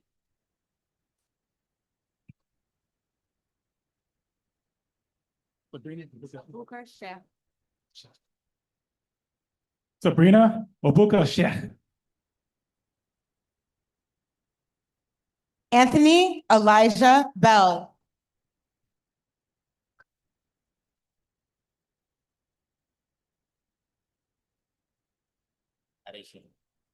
Jimmy Edison.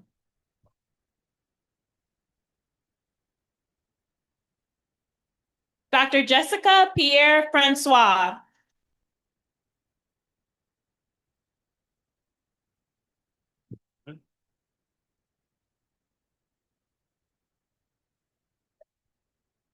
Dr. Tanisha Beckford.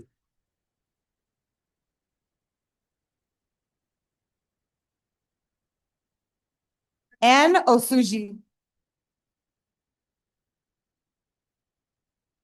Wyvern Aswad.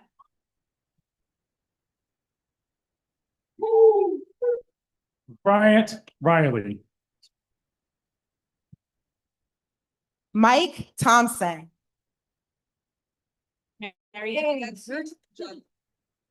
Marietu Jallo.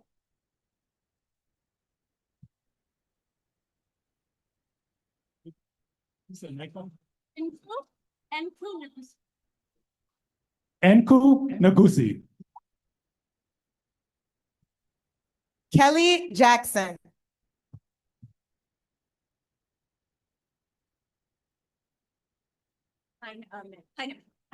Faith Heineman. Mark Kendi Paul. Allison Smith Newsom. Victoria Adebayo.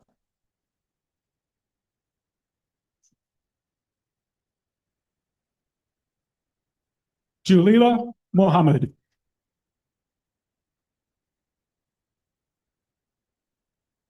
Olumide Matthew Agbula. Yeah. How do you say it? Origin. Origin. Aguirre-Neja. Okay. Arijen Aguirre-Neja.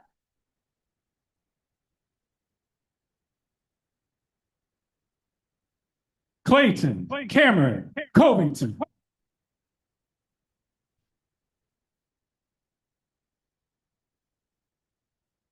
Dr. Alicia J. Whittington. Jordan Jefferson.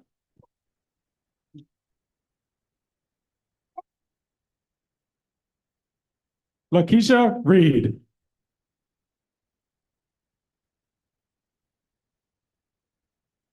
Dominique Brittany Pope, JD. Sarah Gandari Williams. Isabel Vasquez.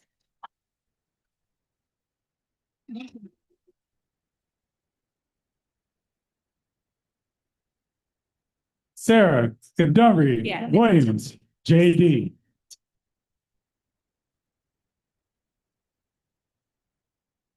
Nefertari Pross. Dominique Jones. Yes, Forbes. Kimberly Forbes.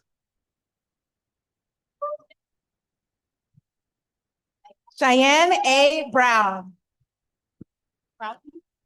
Broughton. Christopher Broughton.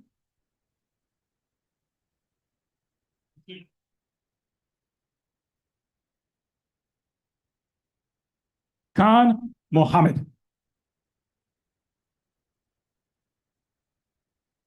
Kazembe Adith.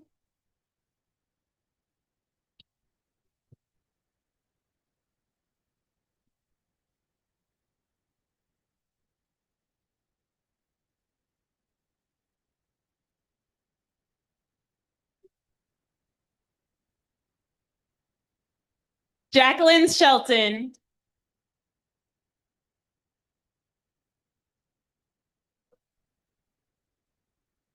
Absa Abdi.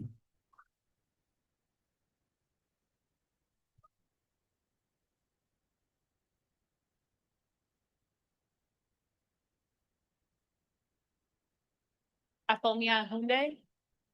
Afomia Hunde.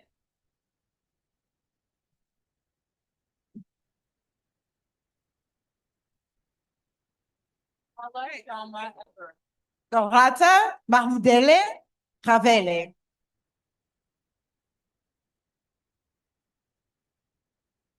Scala Shyama Ebro. Esasua Ekpefan. Esasua Ekpefan. Emmanuel Nueke.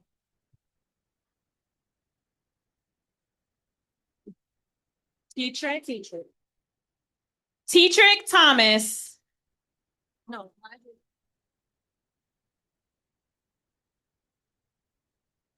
Vanessa Drake.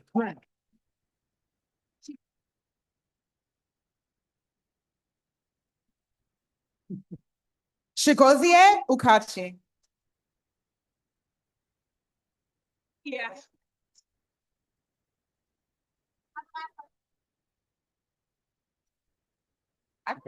Alexis Lassiter.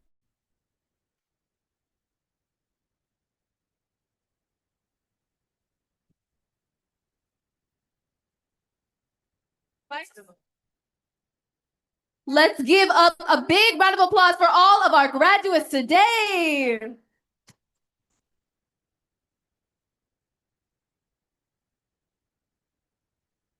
We also, I got you, girl. We got Barika Edwards. Barika Tira Edwards.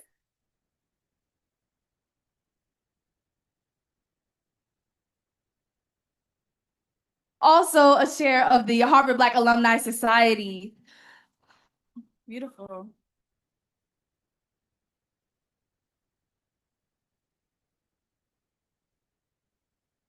I would like to invite up Dylan Piggott and Primo to accompany me in a song as we ground ourselves to celebrate this graduation.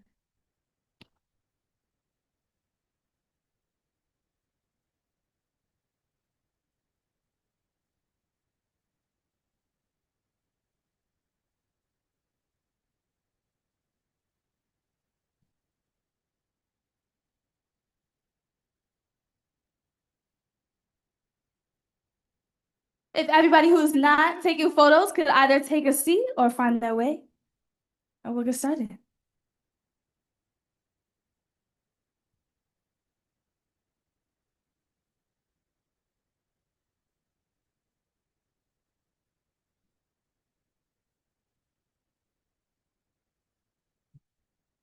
Two, three, four.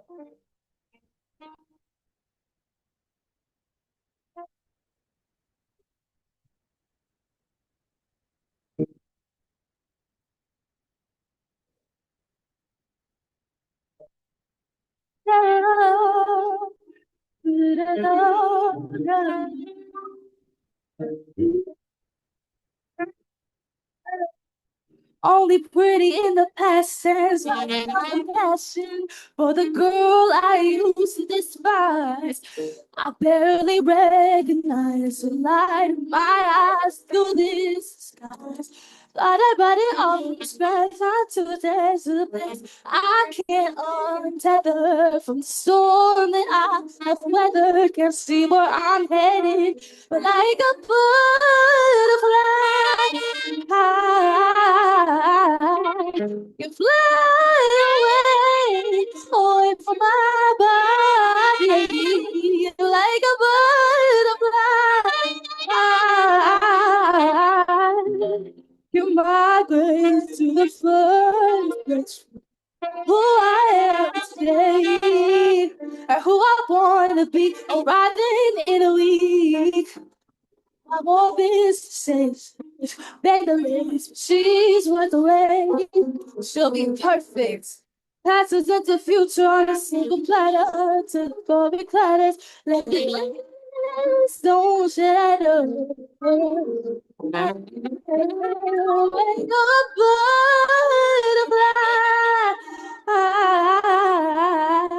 fly away over my body like a butterfly. You're my way to the first place. Who I am today.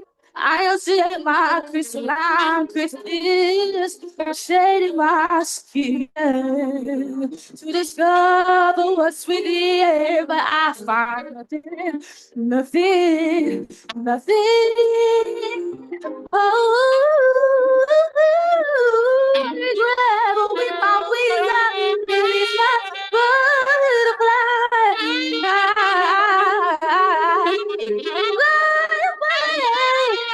Away from my body, like a butterfly.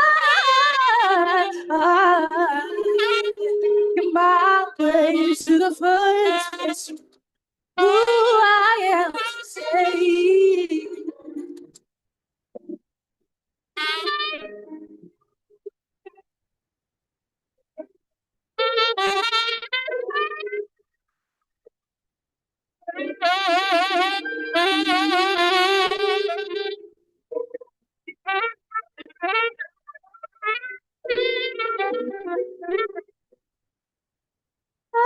Fly high, to fly away from my body.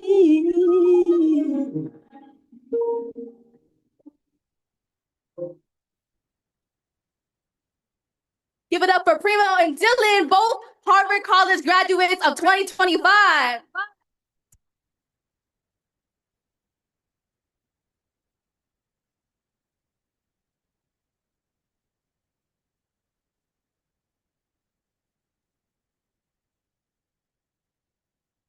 All right. Can I get the mic on? Can I get the podium? Can I get my mic on? Either one? All right, beautiful. Well, thank you all for staying late and for staying in solidarity with our peers today. It means a lot to stay and celebrate each and every one of you. Thank you for showing up for yourselves. I'm so honored to introduce our keynote speaker today, which is Nicole Hannah-Jones. But I can't do this alone, and we can't do this alone without the support of our organizations and our past leadership. We recently selected our new BCL co-chair who's been working as a volunteer, Kylan Benson. Shout out to all of our amazing volunteers today. All of our amazing name readers who read over 400 names today. And then I would like to invite one of the most special people to me, who was a former BCL co-chair, Kirsten Hatch, who has always been about activism in the spirit of Nicole Hannah-Jones. And so I will invite her to the stage today.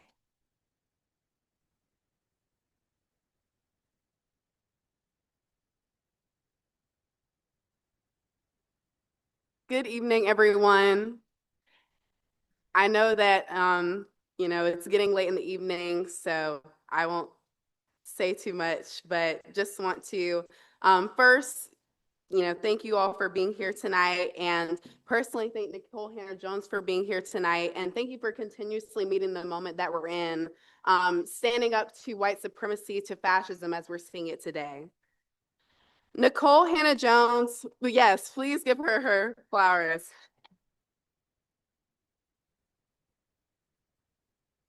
Nicole Hannah-Jones is the Pulitzer Prize-winning creator of the groundbreaking 1619 Project and a staff writer at the New York Times Magazine. Her book version of the 1619 Project, as well as the children's book Born on the Water, were instant #1 New York Times bestsellers. Her 1619 Project is also now a 6-part docuseries on Hulu. Hannah-Jones has spent her career investigating racial inequality and injustice, and her reporting won her the MacArthur Fellowship, known as the Genius Grant, a Peabody Award, 2 George Polk Awards, and the National Magazine Award 3 times. She also serves as the Knight Chair of Race and Journalism at Howard University, where she founded the Center for Journalism and Democracy. Hannah-Jones is also the co-founder of the Ida B. Wells Society for Investigative Journaling, which seeks to increase the number of investigative journalists and editors of color. And in 2022, she opened the 1619 Freedom School, a free after-school literacy program in her hometown of Waterloo, Iowa. Hannah-Jones holds a master's in mass communication from the University of North Carolina at Chapel Hill and earned her bachelor's of arts in history and African American studies from University of Notre Dame. Let's please give it up for Nicole Hannah-Jones.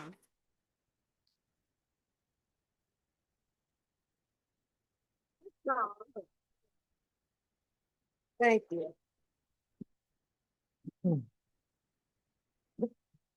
Thank you. Thank you.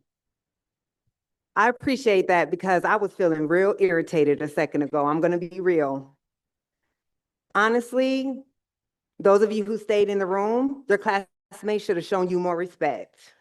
And I'm telling you, coming from an HBCU, we would have never walked out where our classmates' names were being read across the stage. So I don't know what tradition y'all have at Harvard, but we don't do that to each other.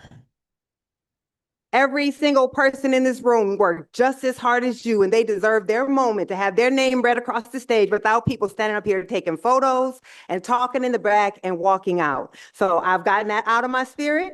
Now I'm going to give the speech that I came here to get, but I hope next time, and those of you who stayed,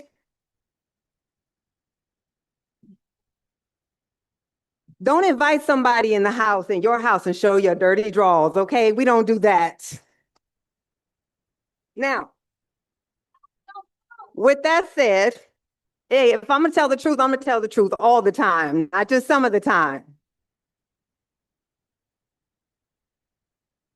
And I told them, don't have me talk after the stoves, because nobody wants to hear me talk this late at night, but I'm gonna give the speech that I came here to give, okay? So I do want to thank the Harvard Black Alumni Society for inviting me to be part of this momentous, beautiful, and it really was an affirming occasion. Sis, you did that damn thing. I mean, not one note. You didn't look at one note. I'm not going to do that. I got to read mine or I'll be rambling. I really feel grateful for that sermon that you gave, Dr. Brooks. I've long been an admirer and appreciated your freedom fighting for us over the decades, and also to share the stage with the esteemed faculty. I want to say that when I look out at this sea of graduates, your loving families, I feel really a great pride and admiration, because I do know all that it took to get you to this day. Your story is my own story. And I came from a working class family from Waterloo, Iowa. Yes, there are Black people in Iowa. By way of a cotton plantation in Greenwood, Mississippi, where my father was born, where my grandmother was born, where my great-grandmother was born. And none of them could have imagined I would walk across the stage like I did, the same way many of your families poured into you for a dream that they weren't able to realize on their own. So we know after all it took for you to obtain your degrees from this most elite academic institution, you deserved better than the capitulation of those in power here that would force you with very little notice to hold this graduation off campus and with no university support. But as we know, courage in these days is in short supply. So the truth is, I almost never accept invitations to speak at commencement ceremonies. They tend to be very long, like this one.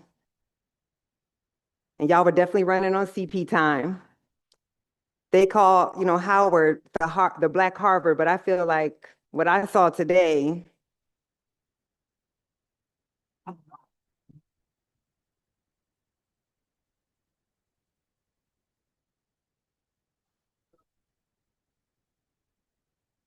but I really don't. That was an ad lib because I wasn't expecting everything I experienced. I almost got kicked in the face on stage. I felt at home. I felt like I was at Howard. It was amazing.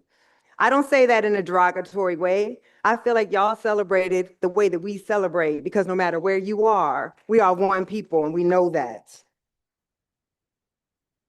So I usually say no to these things because it's a stressful thing to give commencement remarks. This is a day that your families and you have been working towards your entire lives. And so the stress of trying to send a message that won't be boring, won't be too long, will inspire you, and if it's me, hopefully scare the hell out of you as well. It's not something that I choose to do. And on the rare occasions that I do accept an invitation to give a commencement address, I never do it for elite PWIs, because I always say, in the limited time I have, I want to give a speech before an audience who I feel most reflects who my work is for. In other words, Harvard would usually be an automatic no. But when the Harvard Black Alumni Association reached out to me last year, I paused on that no. I thought, here was a class who, as high school students or as undergraduates, witnessed the murder of George Floyd and the so-called racial reckoning that lasted 5 minutes. And then shortly after that, after entering this institution, you had to watch as lawyers argued before this nation's highest court that because you are Black, you somehow had not earned your way into this elite institution that for most of its history refused admission to students like you, no matter your intellect or your ability. And then you watched as that court determined affirmative action unfairly discriminated against white and Asian students, even as we know the single greatest admissions advantage a student can receive at Harvard is to be a white child of an alum or donor. I thought, here was a class who saw the ascendancy of the first Black woman president in this institution's history, only to witness her forced out after just 6 months, as she was made to pay the price for daring to break a color line that had stood for 388 years.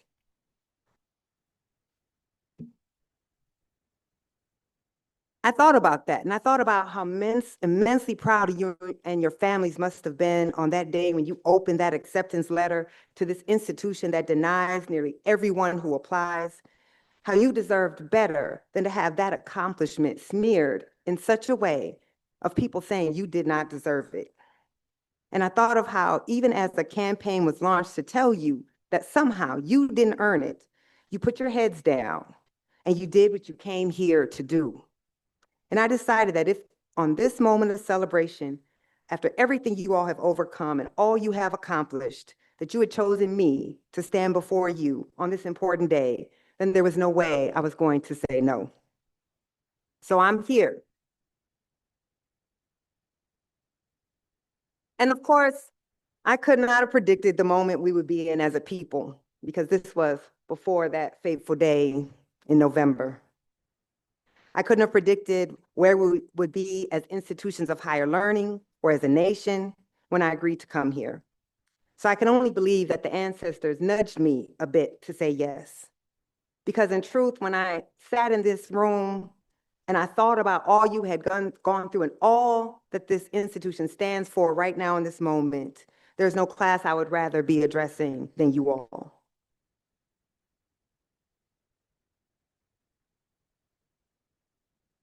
And that's because it shouldn't be lost on anyone in this room that the same administration that has been cast as heroic for standing up to Trump over academic freedom caved almost immediately on issues of diversity and inclusion. And in doing so and not standing up for y'all, it didn't do not one thing to stop Trump's attacks on this university. They gave you up for cheap.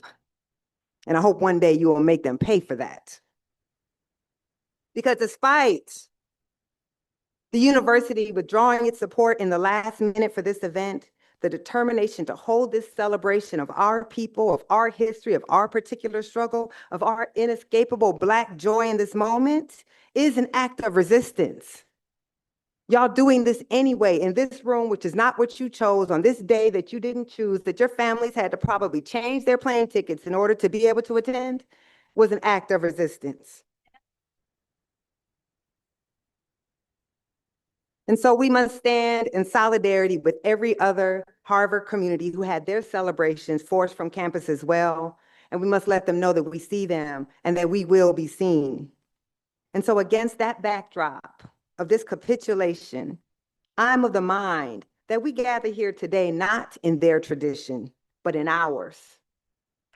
Not in the tradition of people whose wealth was derived from the enslavement of our ancestors and helped found and sustain this institution, but in the tradition of Beverly Garnett Williams, a man born into slavery in 1830, who would become the first Black person accepted into Harvard.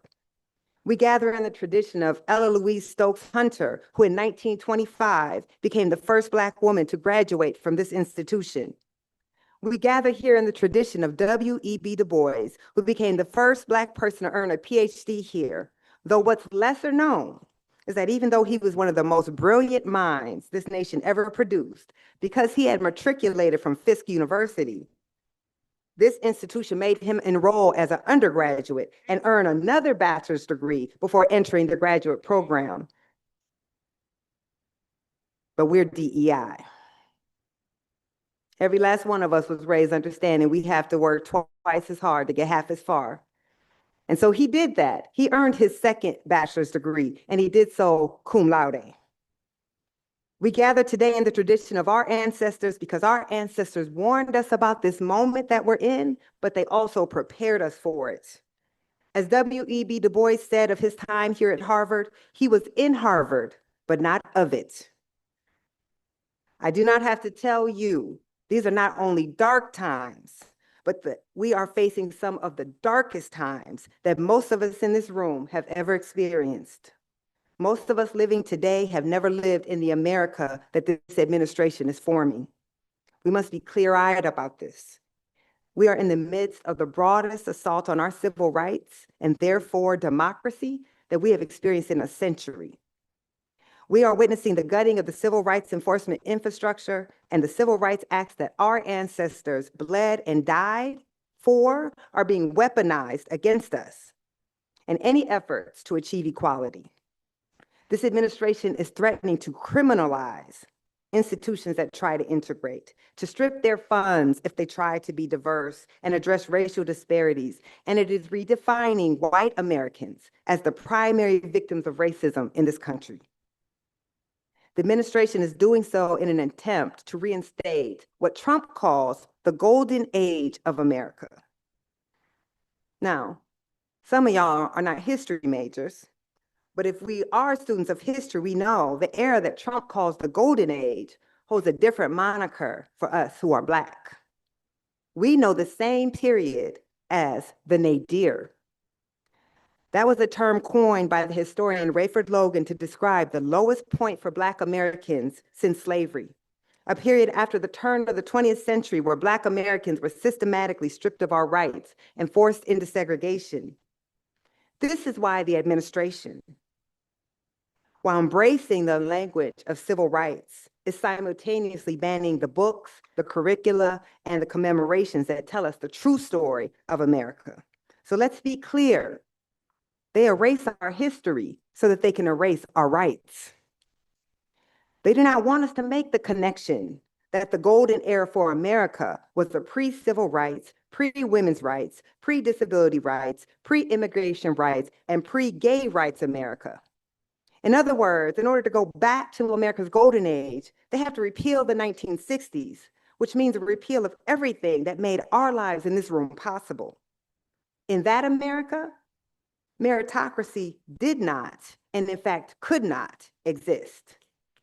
Because if they believed truly that we couldn't compete with them, they wouldn't need to put up a single obstacle in our way and we would fail on our own.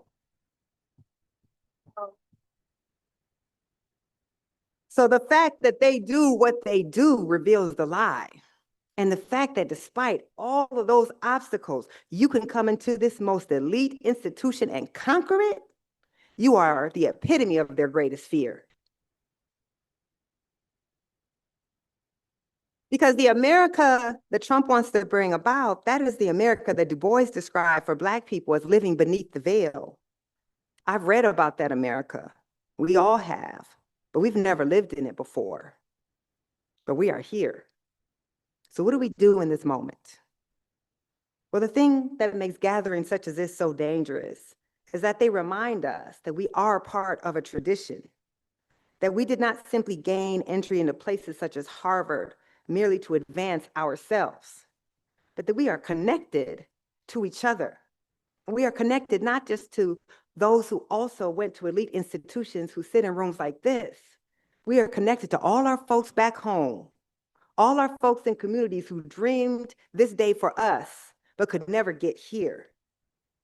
They know that we owe something to the communities and the struggles before us that made our lives possible, that we are part of these elite spaces, but we are not of them, that we have an obligation to use all of this learning and knowledge and access and connections that you come to Harvard to get, not just to secure a job and financial benefits for ourselves, though I hope you do that too, but to secure the freedom of our people. Because if you're not working on that, why are you here? Because that, honestly, that belief in community that you owe more to yourself than a paycheck, that is something that they try to educate out of you at a place like this. That is the opposite of the intent of a place like this. These places pluck the brightest, some of the brightest. We got quite a few at Howard too, to be sure. These places pluck some of the brightest amongst us with the intention of subverting you, of separating you from the larger struggles of Black America and African descended people across the globe to make you chase money and not justice. And I can say to you that we cannot gather here in our kente stoles, evoking African traditions and collective remembering, and then leave here afraid to do the work that is required.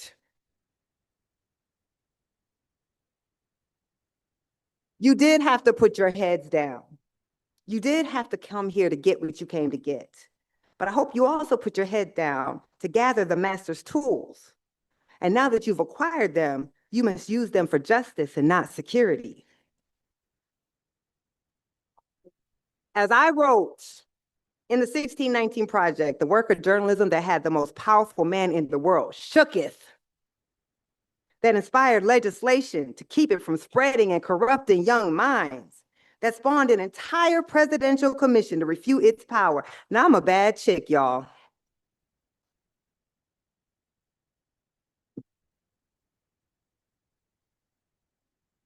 As I wrote in that allegedly dangerous text, we are the greatest freedom fighters that this nation has ever produced.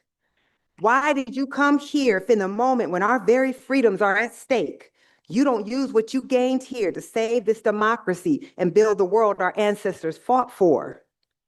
I remember a few years ago, there was this popular meme going around that people declared, "I am not my ancestors." Now, they thought that was cute, but I really felt a deep sadness that they had been so miseducated as to believe that we ever came from a people who just took it.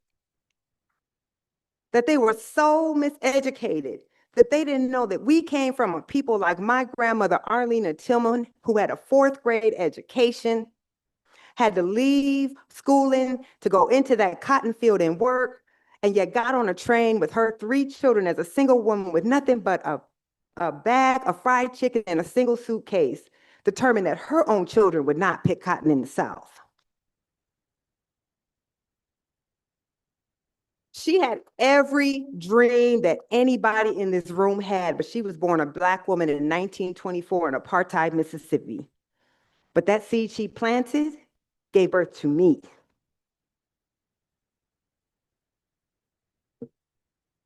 Leaving was her act of resistance.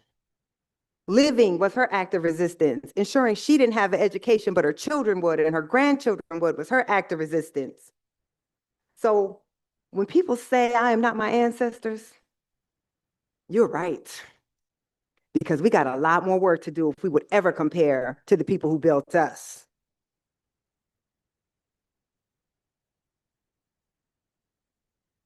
But I also say, when I look out at your faces, when I saw you coming across the stage, when I saw the excitement of your families, I also saw the most profound testament to what our ancestors bore and what our ancestors built, because they didn't want you to have to work as hard as they did. They didn't want you to have to struggle like they did, but they also didn't want you to turn your back on the struggle either. Because how dare we lose the things that they fought so hard for us to receive? Because y'all, we are a small minority in this country, but we are not helpless. Courage, I must remind you, is not the absence of fear, but the determination to act in spite of it. So let us all resolve, as we leave here tonight, to be ourselves worthy ancestors one day. You came here to get what you came here to get. Now it's time for you to go on out there and stand on our business.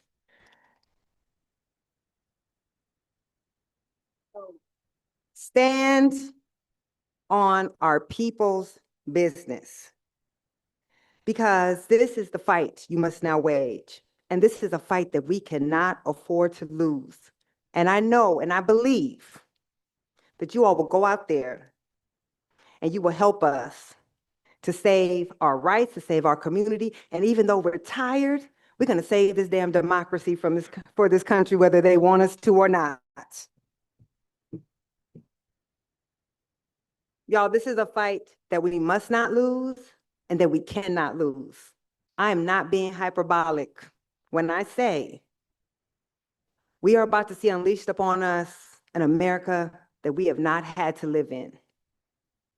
And we have to win this battle.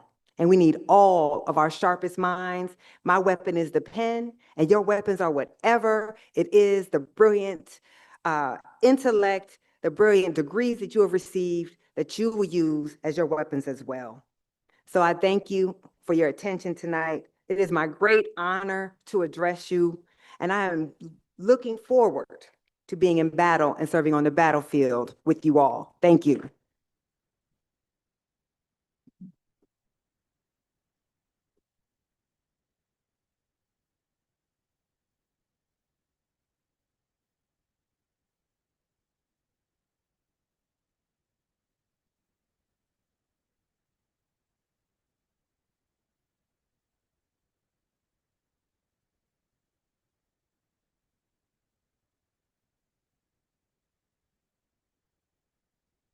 Thank you.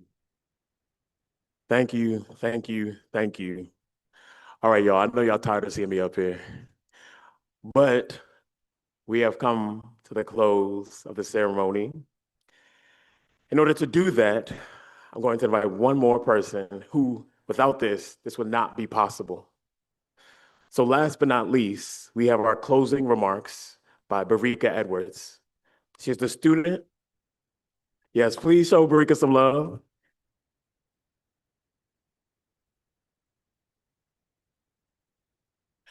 Barika is the Students Affairs Chair of the Harvard Black Alumni Society. She works tirelessly to connect the students university-wide to opportunities for funding Black student activities, summer fellowships, strengthening Black communities, and connection to the Alumni Society, all while schooling here and earning her own degree. So it is with my pleasure to bring us home, I invite Barika Edwards.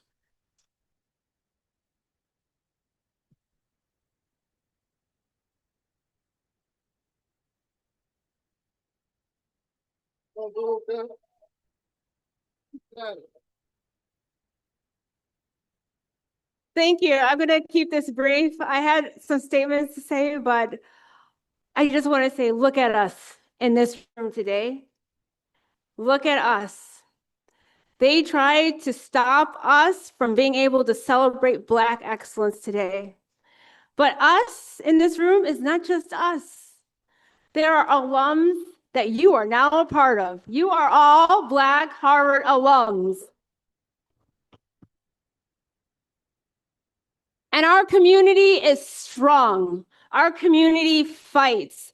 When we found out that the Black graduation was going to be canceled, Harvard alums stood up. You are those future alums. You are those alums right now that are going to stand up. We're going to form this school. Alums have become overseers. Black alums have become overseers. Black alums are running the Alumni Society. Black alums help make the DEI office. We need to continue this work. We need to continue standing up. So I want to invite you all to stand up. Sometimes you might feel overwhelmed because you're not around all of us. But I don't want you to feel that you are overwhelmed because you have a Terrell, a Demi.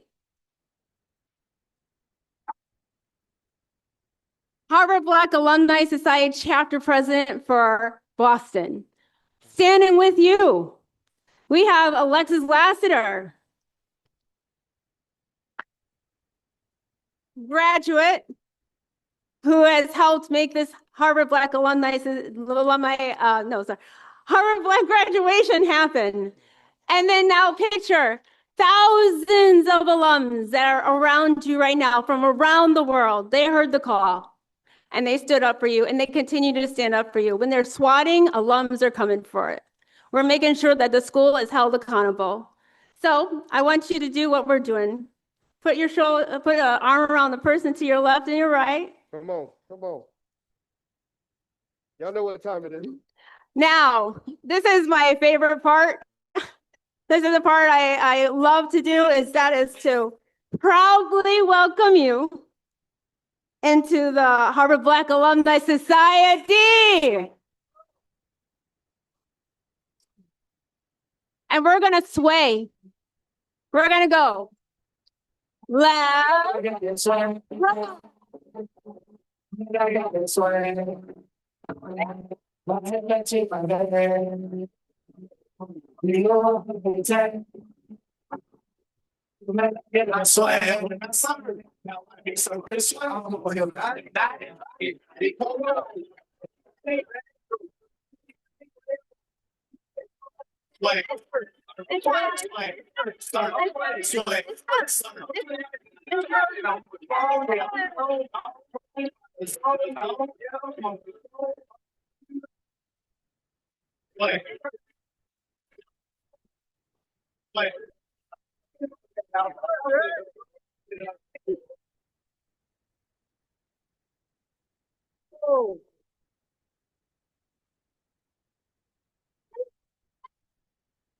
Thank you, everybody. And I look forward to seeing you at the next Harvard Black Alumni Conference where all 1,000 of us come together.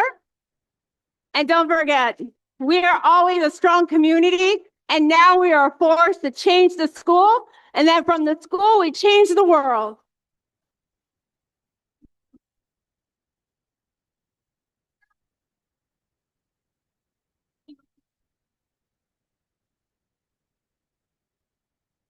Mic check, mic check, mic check. Congratulations to all y'all. Thank y'all for showing y'all beautiful faces and y'all beautiful talents. I just want all the graduates to merge into this middle lane so we can get a group picture so y'all can remember this day forever with who y'all came with and who y'all came up with through this program and whatever y'all was doing. Everybody get in the middle. Don't be scared. Come on with it.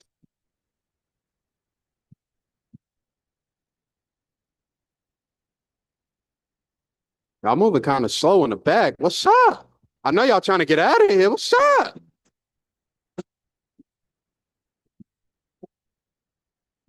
We're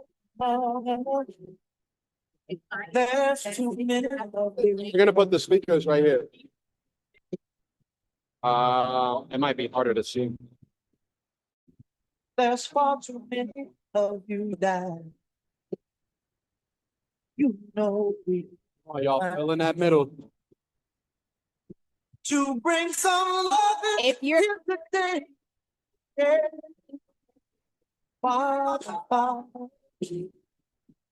we don't need to escalate.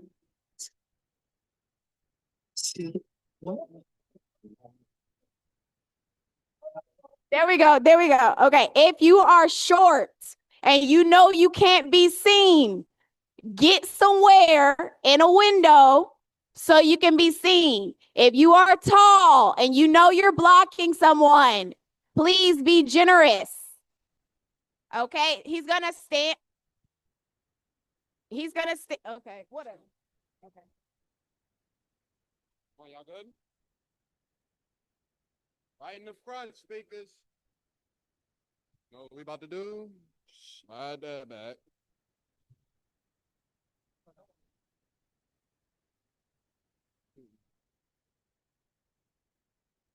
There we go. Scooch in on this side, that little empty space. Y'all slide in. Right here, you. You know what I mean? Get up in there, slide in there, yo. Fill in some space so they can get in.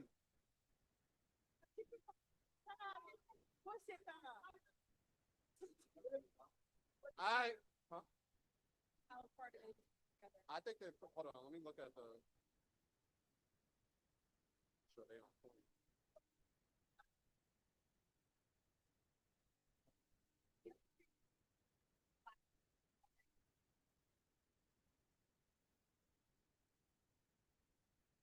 Can we move this podium so I can see the speakers in the front? Anybody can move this podium? I know there's cords. Watch the cords. Sit down. Instead of pulling it back, sit it down. If I come closer, everybody's gonna be. There you go. Looking good, y'all. Looking good. Y'all ready? Let's go. All right, then. 3, 2, 1, sit.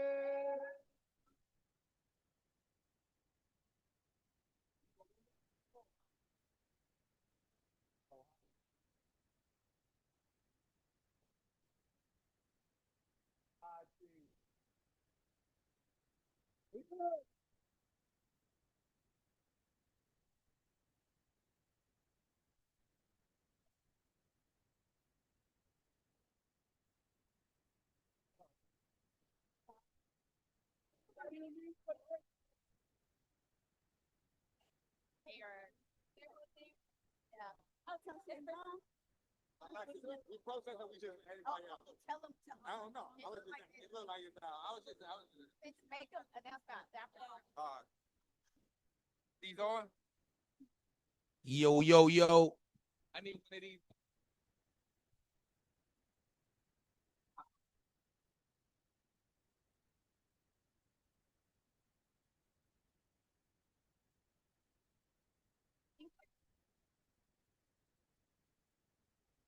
Yo.